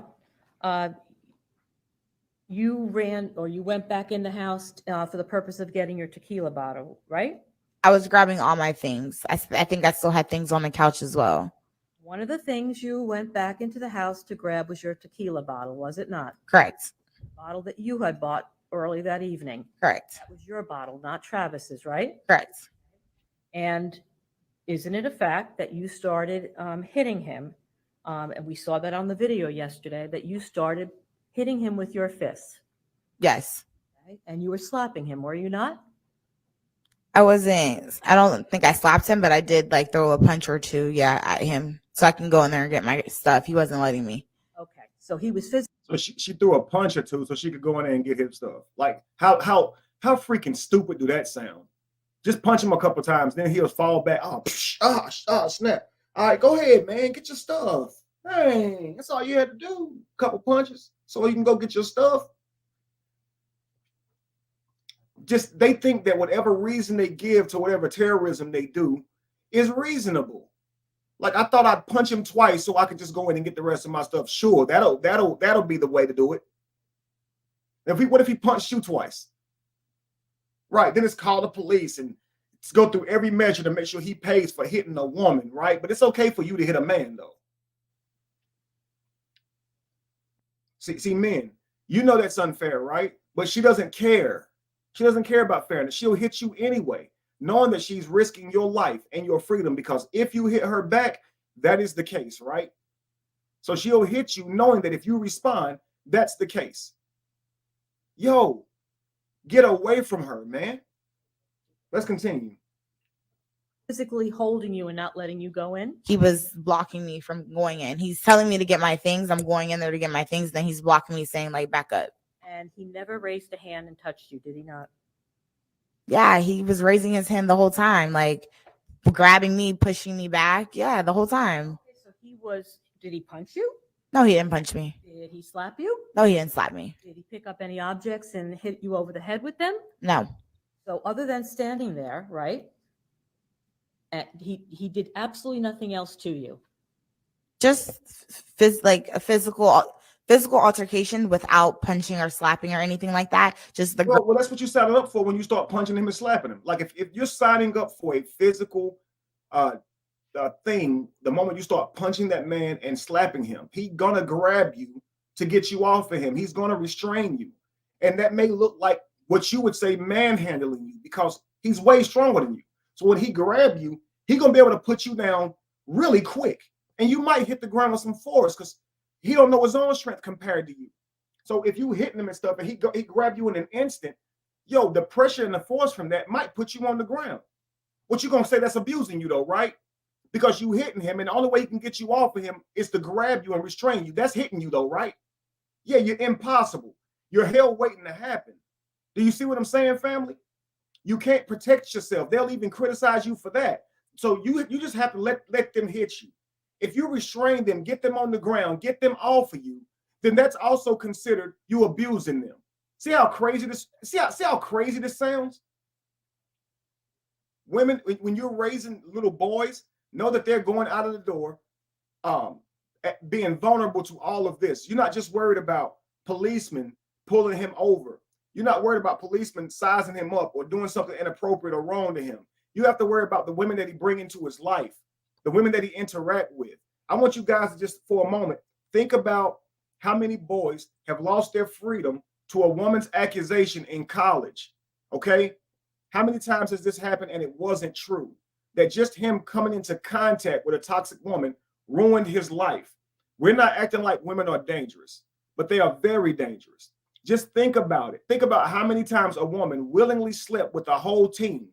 And because she didn't want it to be known that she was promiscuous and loose and easy and disgusting for letting that many men go up inside of her at one time, she'd rather just say that they pressured her. They did something. They raped her, right? We've seen this happen a million times. I saw it happen when I was in high school, all because the girl didn't want her daddy to know she was a freak, a thought box. She told him those guys did something to her, had him driving around town looking for them. Had her daddy driving around town looking for them, looking to do them harm. You understand? I had to tell her daddy the actual truth. I was at the party and she was willingly going back there with them dudes. It was a line.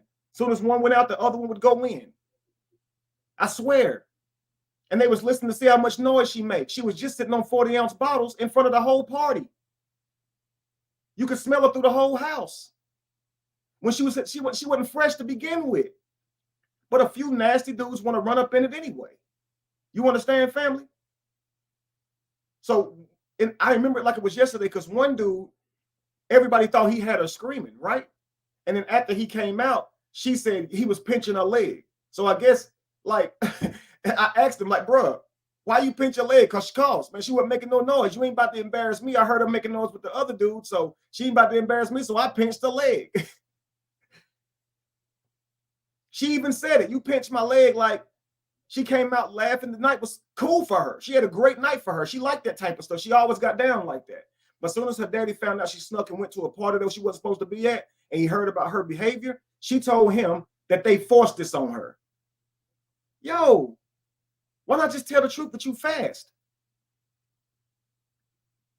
But what these little boys will see as a great opportunity to get some easy sex can be something that cost them their life.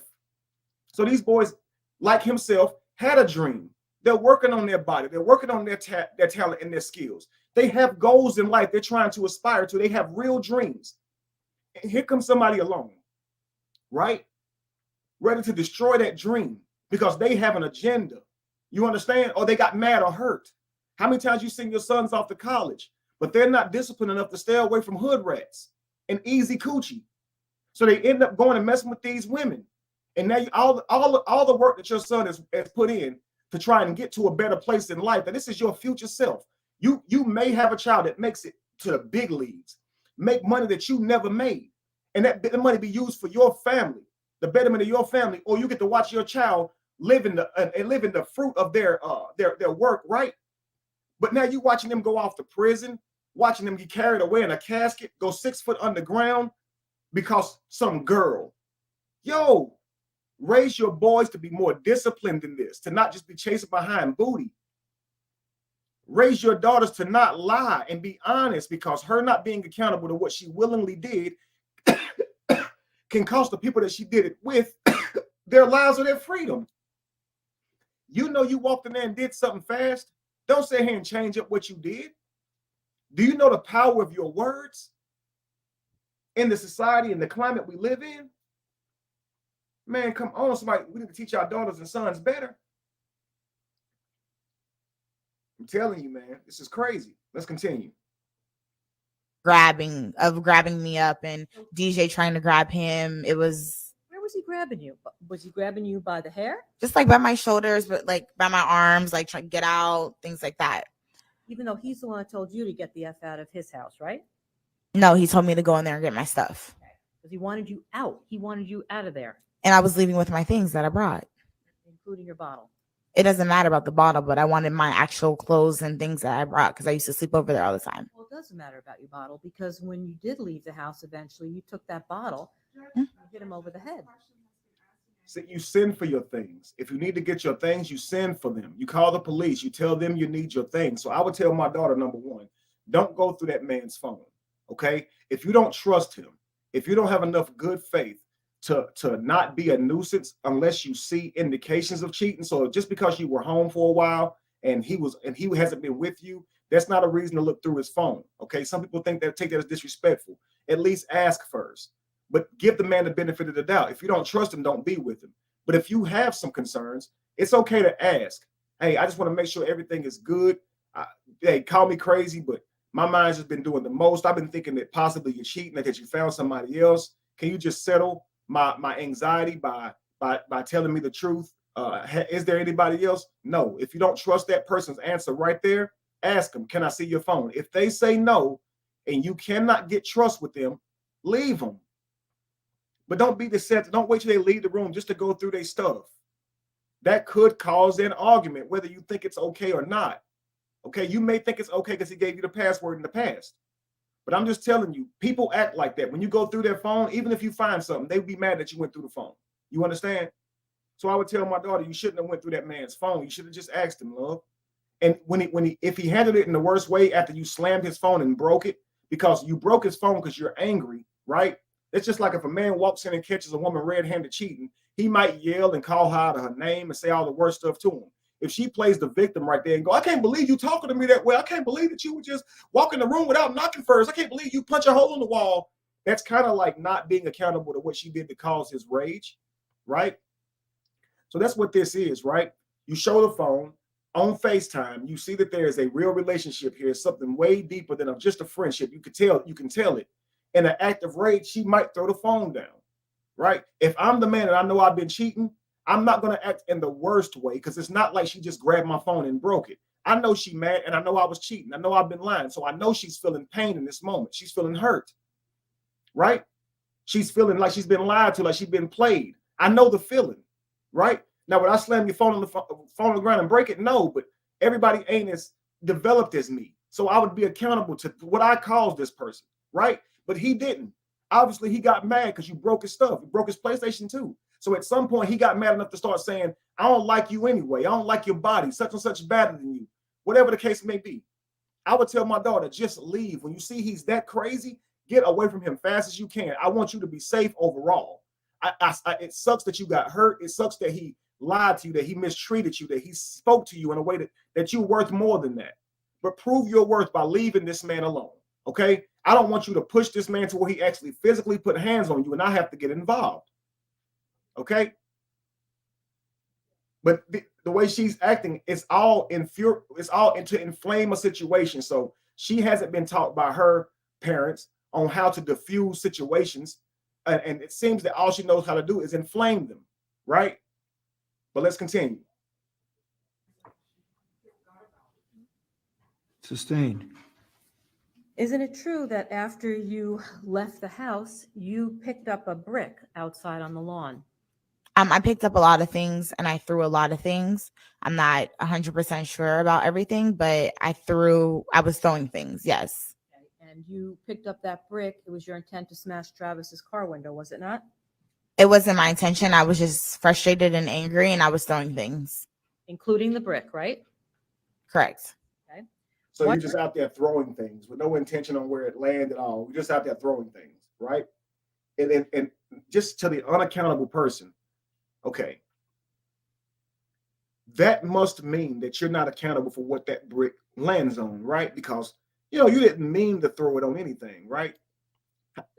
How many of you played softball outside as a child, right? Were you intending to knock that ball through your neighbor's window? Were you intending to knock that ball so far it hit your neighbor's car and dented their car and broke their window? No, but when it happened, you was liable, right? Right. So she's going to say, well, I was just throwing things because I was mad. I wasn't intending to hurt his car and break his car, but you did. You vandalized his car. You did. But they're not even going to hold her accountable to that even. That's that. And again, it's catch the big fish, right? They're going to try and prosecute a murder case. They definitely going to try and do that. And vandalism and even murder conspiracy is not as high as murder one. So of course the prosecution is going to go for murder, and they're willing to let all the small fish, the small lawbreakers go. And to us watching, it just seems so unfair, because you watch this man potentially facing life in prison because of how he responded when all this toxic stuff happened to him. After this indication, 4 men showed up at his doorstep at 1 o'clock, at 12 o'clock midnight to confront him. One of them stole off on him. So he's fighting. He and his brother are being jumped by 4 men in the front yard. Okay. This escalated into 36 shots into their mother's car, her mother's car. One man losing his life, the other man having $70,000 in injuries, okay, in medical bills from the injuries he sustained by getting shot. Right? Now, all this is happening because of how this man responded the moment that 4 men showed up unannounced.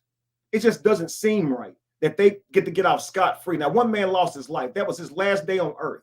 And what I want our young men to understand is, although you love your sister, your cousin, your brother, your female counterparts, although you love them, you running out the door to try and be a vigilante, okay, for something they just said to you and put you under a spell. Like, it's magic, y'all. She put him under a spell. He slammed me twice. He was disrespecting me. He did this. Now you're thinking with your ego, no, nobody do this to my sister. I got to show him. I got to show him what's up. Let me call my friends. Oh, we're going to get him for you. We're going to set that straight. But your friend, one of them, is literally walking out the door to his death. What about his plans in his life? Who was he dating? Did he have a sister that he should be protecting? Because that's not even his sister. Does he have children? What about the man who got shot? What does his life look like now? See, because they ran out the door without asking more questions, because they didn't say, what all happened, love? Calm down.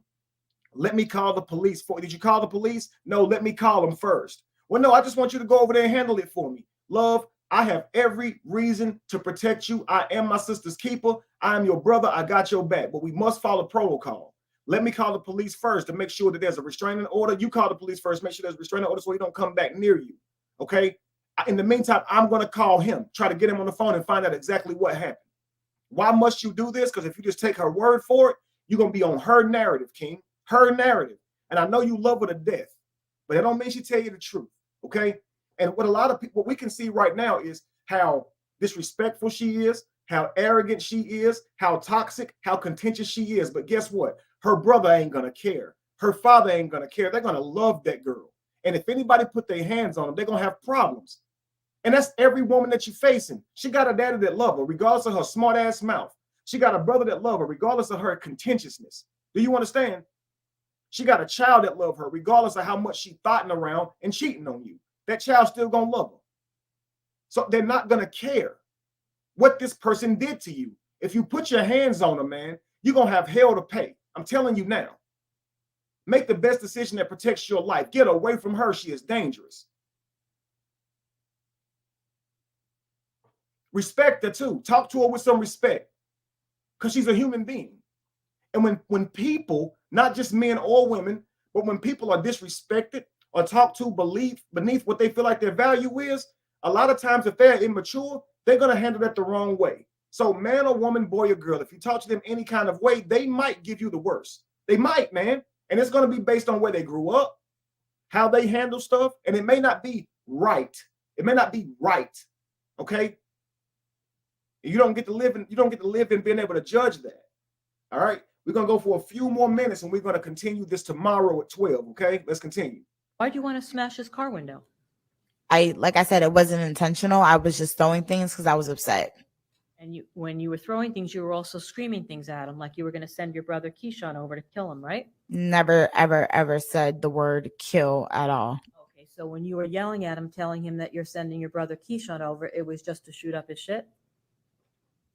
I texted that message. Yes, I did. When you were screaming and yelling at him while you still were at his house, and telling him that you're sending Keyshawn over, what exactly did you I never threatened him. The messages between me and my brother were only between me and my brother. They have never seen those messages, and so everything has came out. This day, you're aware that Travis's car window smashed, right? Correct. Did you do it? Yes. When did you do it? Right before I left. While Travis was still outside? I don't know if he was outside or inside, but he was still outside yelling. Okay, so we saw some video yesterday after you left. Mhm. Travis is still outside. You remember that? Yeah. So your testimony is that while he's outside, you smashed his car window, right? No, I wasn't there at that point. I think I was already on my way home at that point because I didn't see those videos. When he came outside with no shirt on and all that, that was my first time seeing that. So when did you exactly smash it? After you were on the lawn, picked up the brick, DJ and Travis came, they took the brick away from you. You remember that? Correct. And then you got I in want your you guys car to and you understand left. that. Did you not? Everything that's happening right now is because of the lawyer's lawyer being very poor at controlling her witness here. She knows when she threw that brick. She knows exactly when she threw that brick, family. But the reason she has to go through all of this just to get an answer out of her is because you did not establish the rules and set her boundaries for her, because she ain't gonna have them. So every time she goes out of boundary, every time she goes out of bounds, and you're the lawyer, you're supposed to check her, reel her back in, and put her right where you want her so she can answer those questions. All right, let's continue. All right. So you didn't break the car window at that point, right? I was throwing things, so it could have hit it at that point. So it's possible that you hit it at while Travis was still outside, or had he gone back in the house? I'm not sure. You also, when you left the house, you called your brother Keyshawn. You remember that? Yes. Okay. And you were still crying and upset when you called him, right? Yes. And then you also called Tyler Robinson when you left Travis's house, did you not? Yes. And you were crying and upset at that point as well. Yes. And you told both of them that Travis had picked you up and slammed you to the ground, right? Yes. And that he had disrespected you. Yes. And you also sent a text message to Keyshawn at roughly 9:45 that Travis dropped you to the ground. You remember that? Yep. And in response to that text message, Keyshawn sent a group text message to you and Tyler Robinson that Travis is a dead man walking. Is that correct? Yes. And that's the message that you deleted from your phone, right? No, I deleted the shoot his shit up message. And you also deleted the dead man walking message. Oh, I'm not sure. I don't remember if I did or not. Why did you delete messages so that this jury couldn't see them? It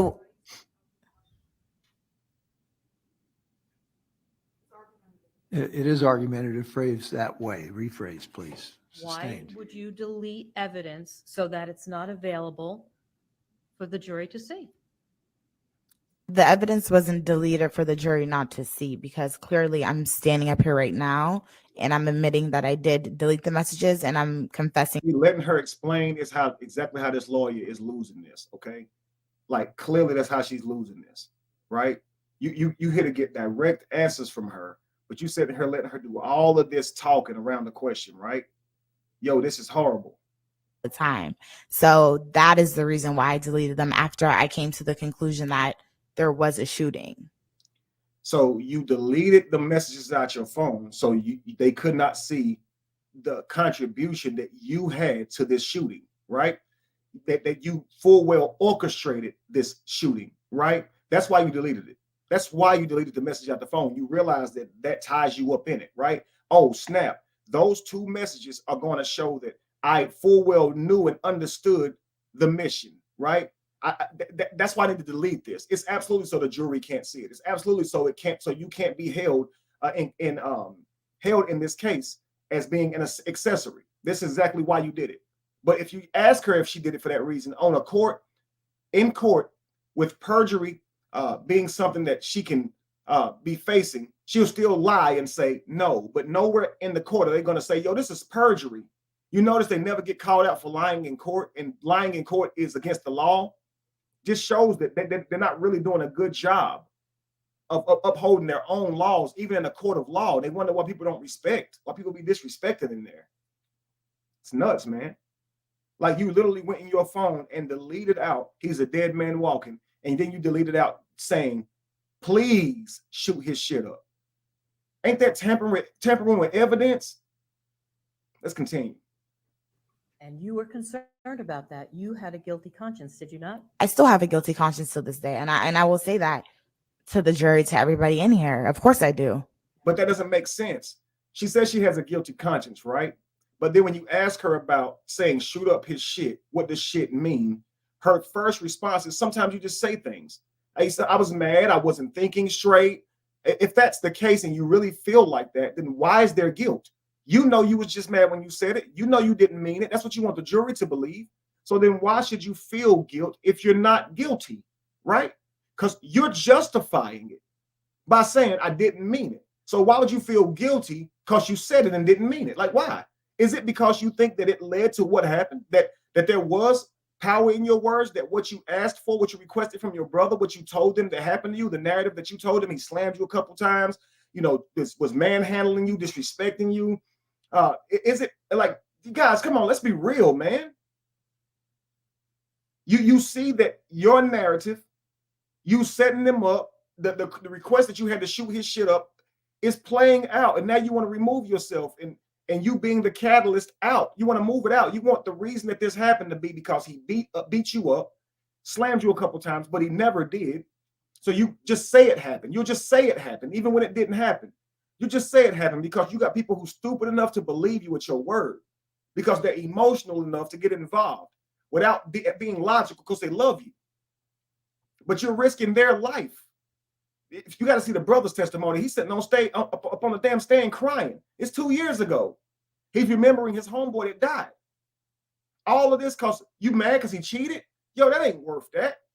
We're gonna go a few more minutes so they get off of this little topic here, and then we'll continue tomorrow, family. But let's continue till they get to the next line of questioning. Let's go. That was never my intentions for no one to die, or for even for him to be sitting over there right now. Go shoot it up, whatever the shit was, right? Like I said, I made a terrible choice of words during that time. I was 23. I was young. I was dumb. I made a very, very bad decision when I said those words, but it was never mine. You was 23, you was young, and you was dumb. You see that? You hear this all the time on Kevin Samuels, right? When he's interviewing somebody and they call into the show, they always talk about how they were young, right? This youth thing, right? So youth is equivalent to dumb to them, right? I was young, I was dumb. Like, this means you didn't do it. You did it. You don't get to do that. That's how you don't be accountable. It's just by saying, I was young, I was dumb. So every person at 23, it's okay for them to act this way? No, it's inappropriate, and it costs somebody their life. It costs somebody their freedom, potentially, and it costs somebody their way of life, being that they got injuries that cost 70 grand in medical bills, right? So all these people's lives are affected because you was young and dumb, or because you had bad behavior that had real life consequences to it. Which one? Intent. It wasn't my intent to. It wasn't my intent to. It wasn't my intent to. Regardless of your intent, what was the damage? What was the cause? If somebody's driving, they didn't intend on getting in an accident, drunk driving, right? But they still have to be accountable to what happened when they were drunk driving, right? Yeah, when you not, even when you're sober driving, if you reach down in your floor to pick up something while you're driving and you rear end somebody, sure, you didn't intend on an accident, right? But are you not still accountable? Right. But this is how immature people talk. They'll try this with their husband. They'll try this with their boyfriend. They'll try this with their girlfriend if it's a guy.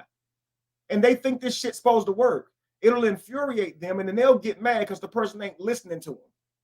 You won't let me talk. You won't take in what I say with no problem. You're challenging me. Why? Because what you're saying sounds stupid. It ain't realistic. You can't think that. Anybody who deal with you will be in danger if you keep thinking that if my intent wasn't to do that, then I'm innocent, right? No. Let's continue. Intentions. You deleted those text messages because you know that they were incriminating, right? No. I deleted those text messages because it actually happened, and I was confused, and What actually happened? Travis shot at them.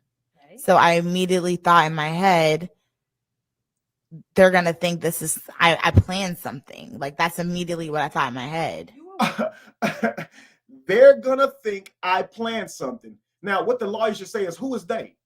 In the statement you just made, they are going to think I planned something. Who is they? Is that the jury? Is that the investigators who you said you didn't remove this so they wouldn't find it? They're going to think I planned something. Does that mean that you would be an accessory, that you set this up? Now, moments ago when she said you deleted this because you didn't want them to know that you planned this, that you had something to do with it. No, it ain't. That ain't why I deleted that. No, that ain't why I deleted it. But right now she just said, I didn't want them to think that I planned it. Ain't that see, then you would say, yo, that's direct impeachment. This is perjury, Your Honor. I would go up to the judge and say, look, moments ago, I asked her, did you delete this because you didn't want the investigators to find it? She says no. Now look at what she's saying. She is saying, and I repeat, I quote, I deleted it because I didn't want them to think I planned it. Then you did delete it so the investigators wouldn't find it, because if they found it, they might think you planned it. Y'all, am I stupid or am I dumb? Which one, y'all? Because I'm trying to figure this out. And while you're talking to them, it'll be confusing to you because you're sitting here like trying to get through to a person who know what you're saying but playing dumb. And it'll bring the worst out of you if you're dealing with a domestic situation, okay? This is in court, and we all mad at how she acting, right? So just imagine this person's in your home. It's your significant other. This is who the hell you got to deal with. You're trying to talk to them and get through to them, but this is how they acting. Yo, wouldn't that be frustrating as hell? Now you got to argue for 3 days over something that really took 2 minutes, that really could have taken 2 minutes, but because this person don't want to be accountable, they want to win, they got to do all of this stuff and make it 10 times, 20 times worse. Whole relationship be about to end just because how they handle. Everything's good except for this thing I want to talk to you about. But the way they will handle it will have you ready to end the whole entire relationship because of how they act in that moment. It'll have you ready to just say, fuck it all, I'm done with you. And the thing y'all was talking about was very nuanced. But that's what this type of behavior will get, right? Let's continue. I'm worried about you getting arrested and you getting in trouble and setting this whole thing into motion. No, I was worried about saying the wrong thing and it actually something coming out of it. That's what I was worried about. And you deleted it. Correct. And when I was asked for it, I gave it to them. Well, when you, after you deleted those text messages before you gave your phone to Detective Vanderland? And Detective Vanderland asked me, did you delete anything out of your phone? I'm not asking you what she said. My question was that you deleted those text messages before you gave your phone to law enforcement. Is that Yes. correct? Correct. And those text messages were never found on your phone because you deleted them. Is that not correct? I don't know that. And the only reason that The text messages weren't found on your phone because you deleted them. Is that not correct? I don't know that. Well, you know you deleted them and they didn't find them on your phone. But again, that's what they'll do. Let's continue. we have those text messages is because they were found on your brother's phone, on Keyshawn's phone. If you know, do you know? No, I don't know. So to this day, as you sit here, you have no clue how those text messages were discovered by law enforcement. Because we know No. they weren't on your phone. Right? No, I don't know how.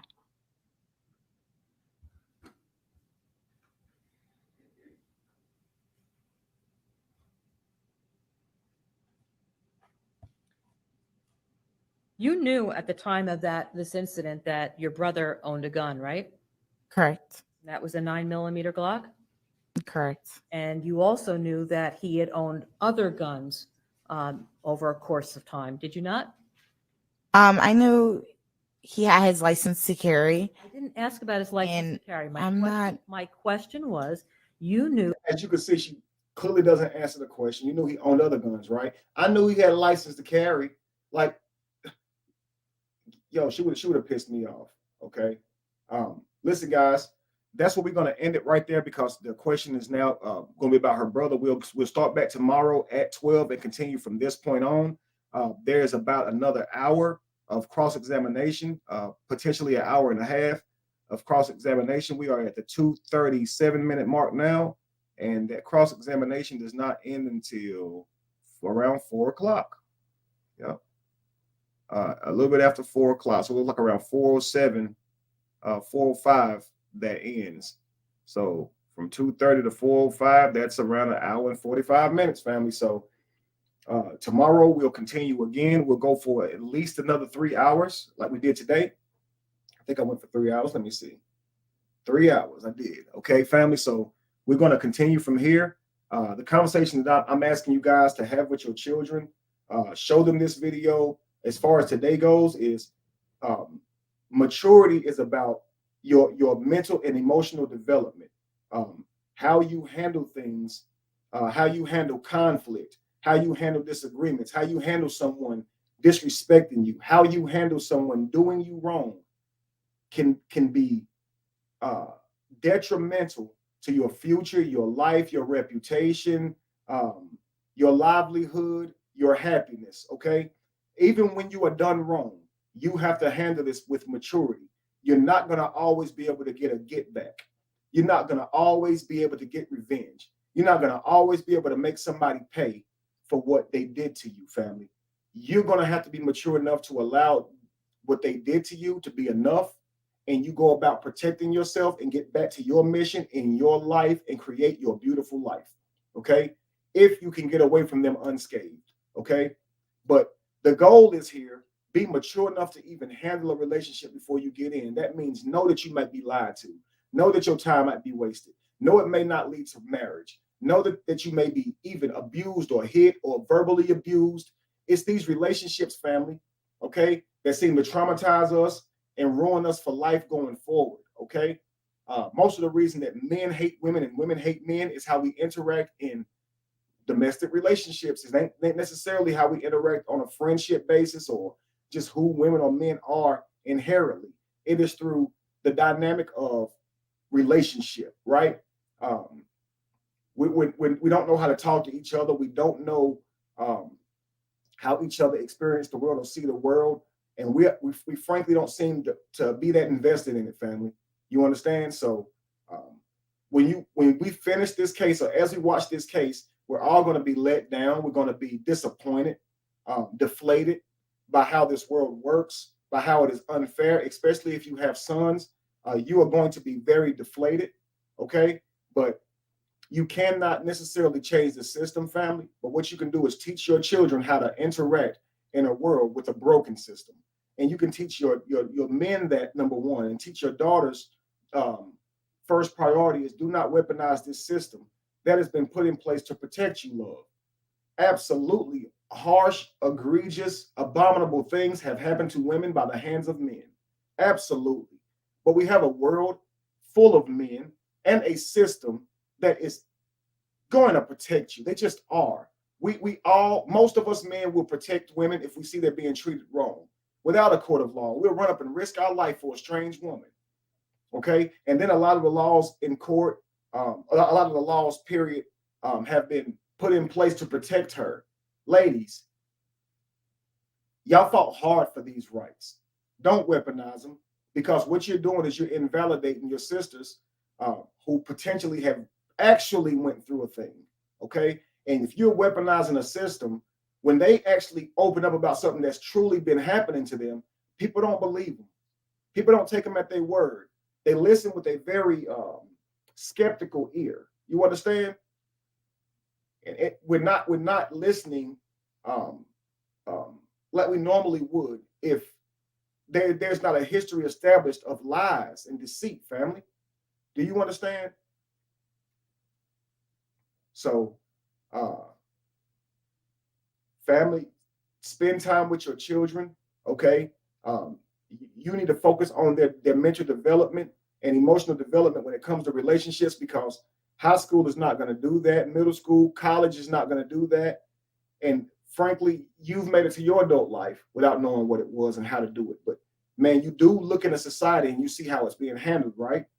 So please get ahead of it by teaching your children how to better equip themselves for dealing with other people, not knowing the full extent of their mental capacity or emotional capacity, okay? When you're in a relationship, things will go wrong. It's inevitable. People will lie. People will be caught up. People will be cheated on. People will be deceived. People will be disrespected, okay? But you don't want a relationship to cost your child their life or their freedom and cause you to lose your child, okay? Most of us can't imagine anybody that we love more than our children, right? So pour into them and make sure you give them the data, okay, and the skills to be able to protect themselves, okay? Because you're not going to be around when that boyfriend or girlfriend is talking to them any kind of way. And they may not know their value if you don't teach it to them. They may not know what can cause them harm in the future if you don't teach it to them. And if they stay in a situation long enough to snap, they could end a person's life. I've seen a woman where she end up using a KNIFE to STABA man, and she did it so many times, it was like 40 something times. She stopped 3 or 4 times just to get her breath and stamina back up to go back to that act because she was so mad at him cheating on her. Look up Steve McNair, quarterback who was cheating, okay, who was married. She ended his life. He had kids and a wife. She ended his life in his sleep, family. Men, don't be thinking that you're so overly powered that you are invulnerable to women and their tactics. You are not, okay? So have the conversation with your families. If you love your children, you better get in front of it and teach them the right way, or you may lose them early in life, and no man or woman should be burying their child. I'm telling you. But anyway, family, that is it for today. I look forward to seeing you guys tomorrow at 12 noon, Saturday. Be evolution, be the change that you want to see. No candle loses its flame from lighting another. And if you were to ever find yourself in the middle of chaos, it is in that chaos that you have found yourself. Peace, beautiful souls. I look forward to building again with y'all tomorrow. Have a good one.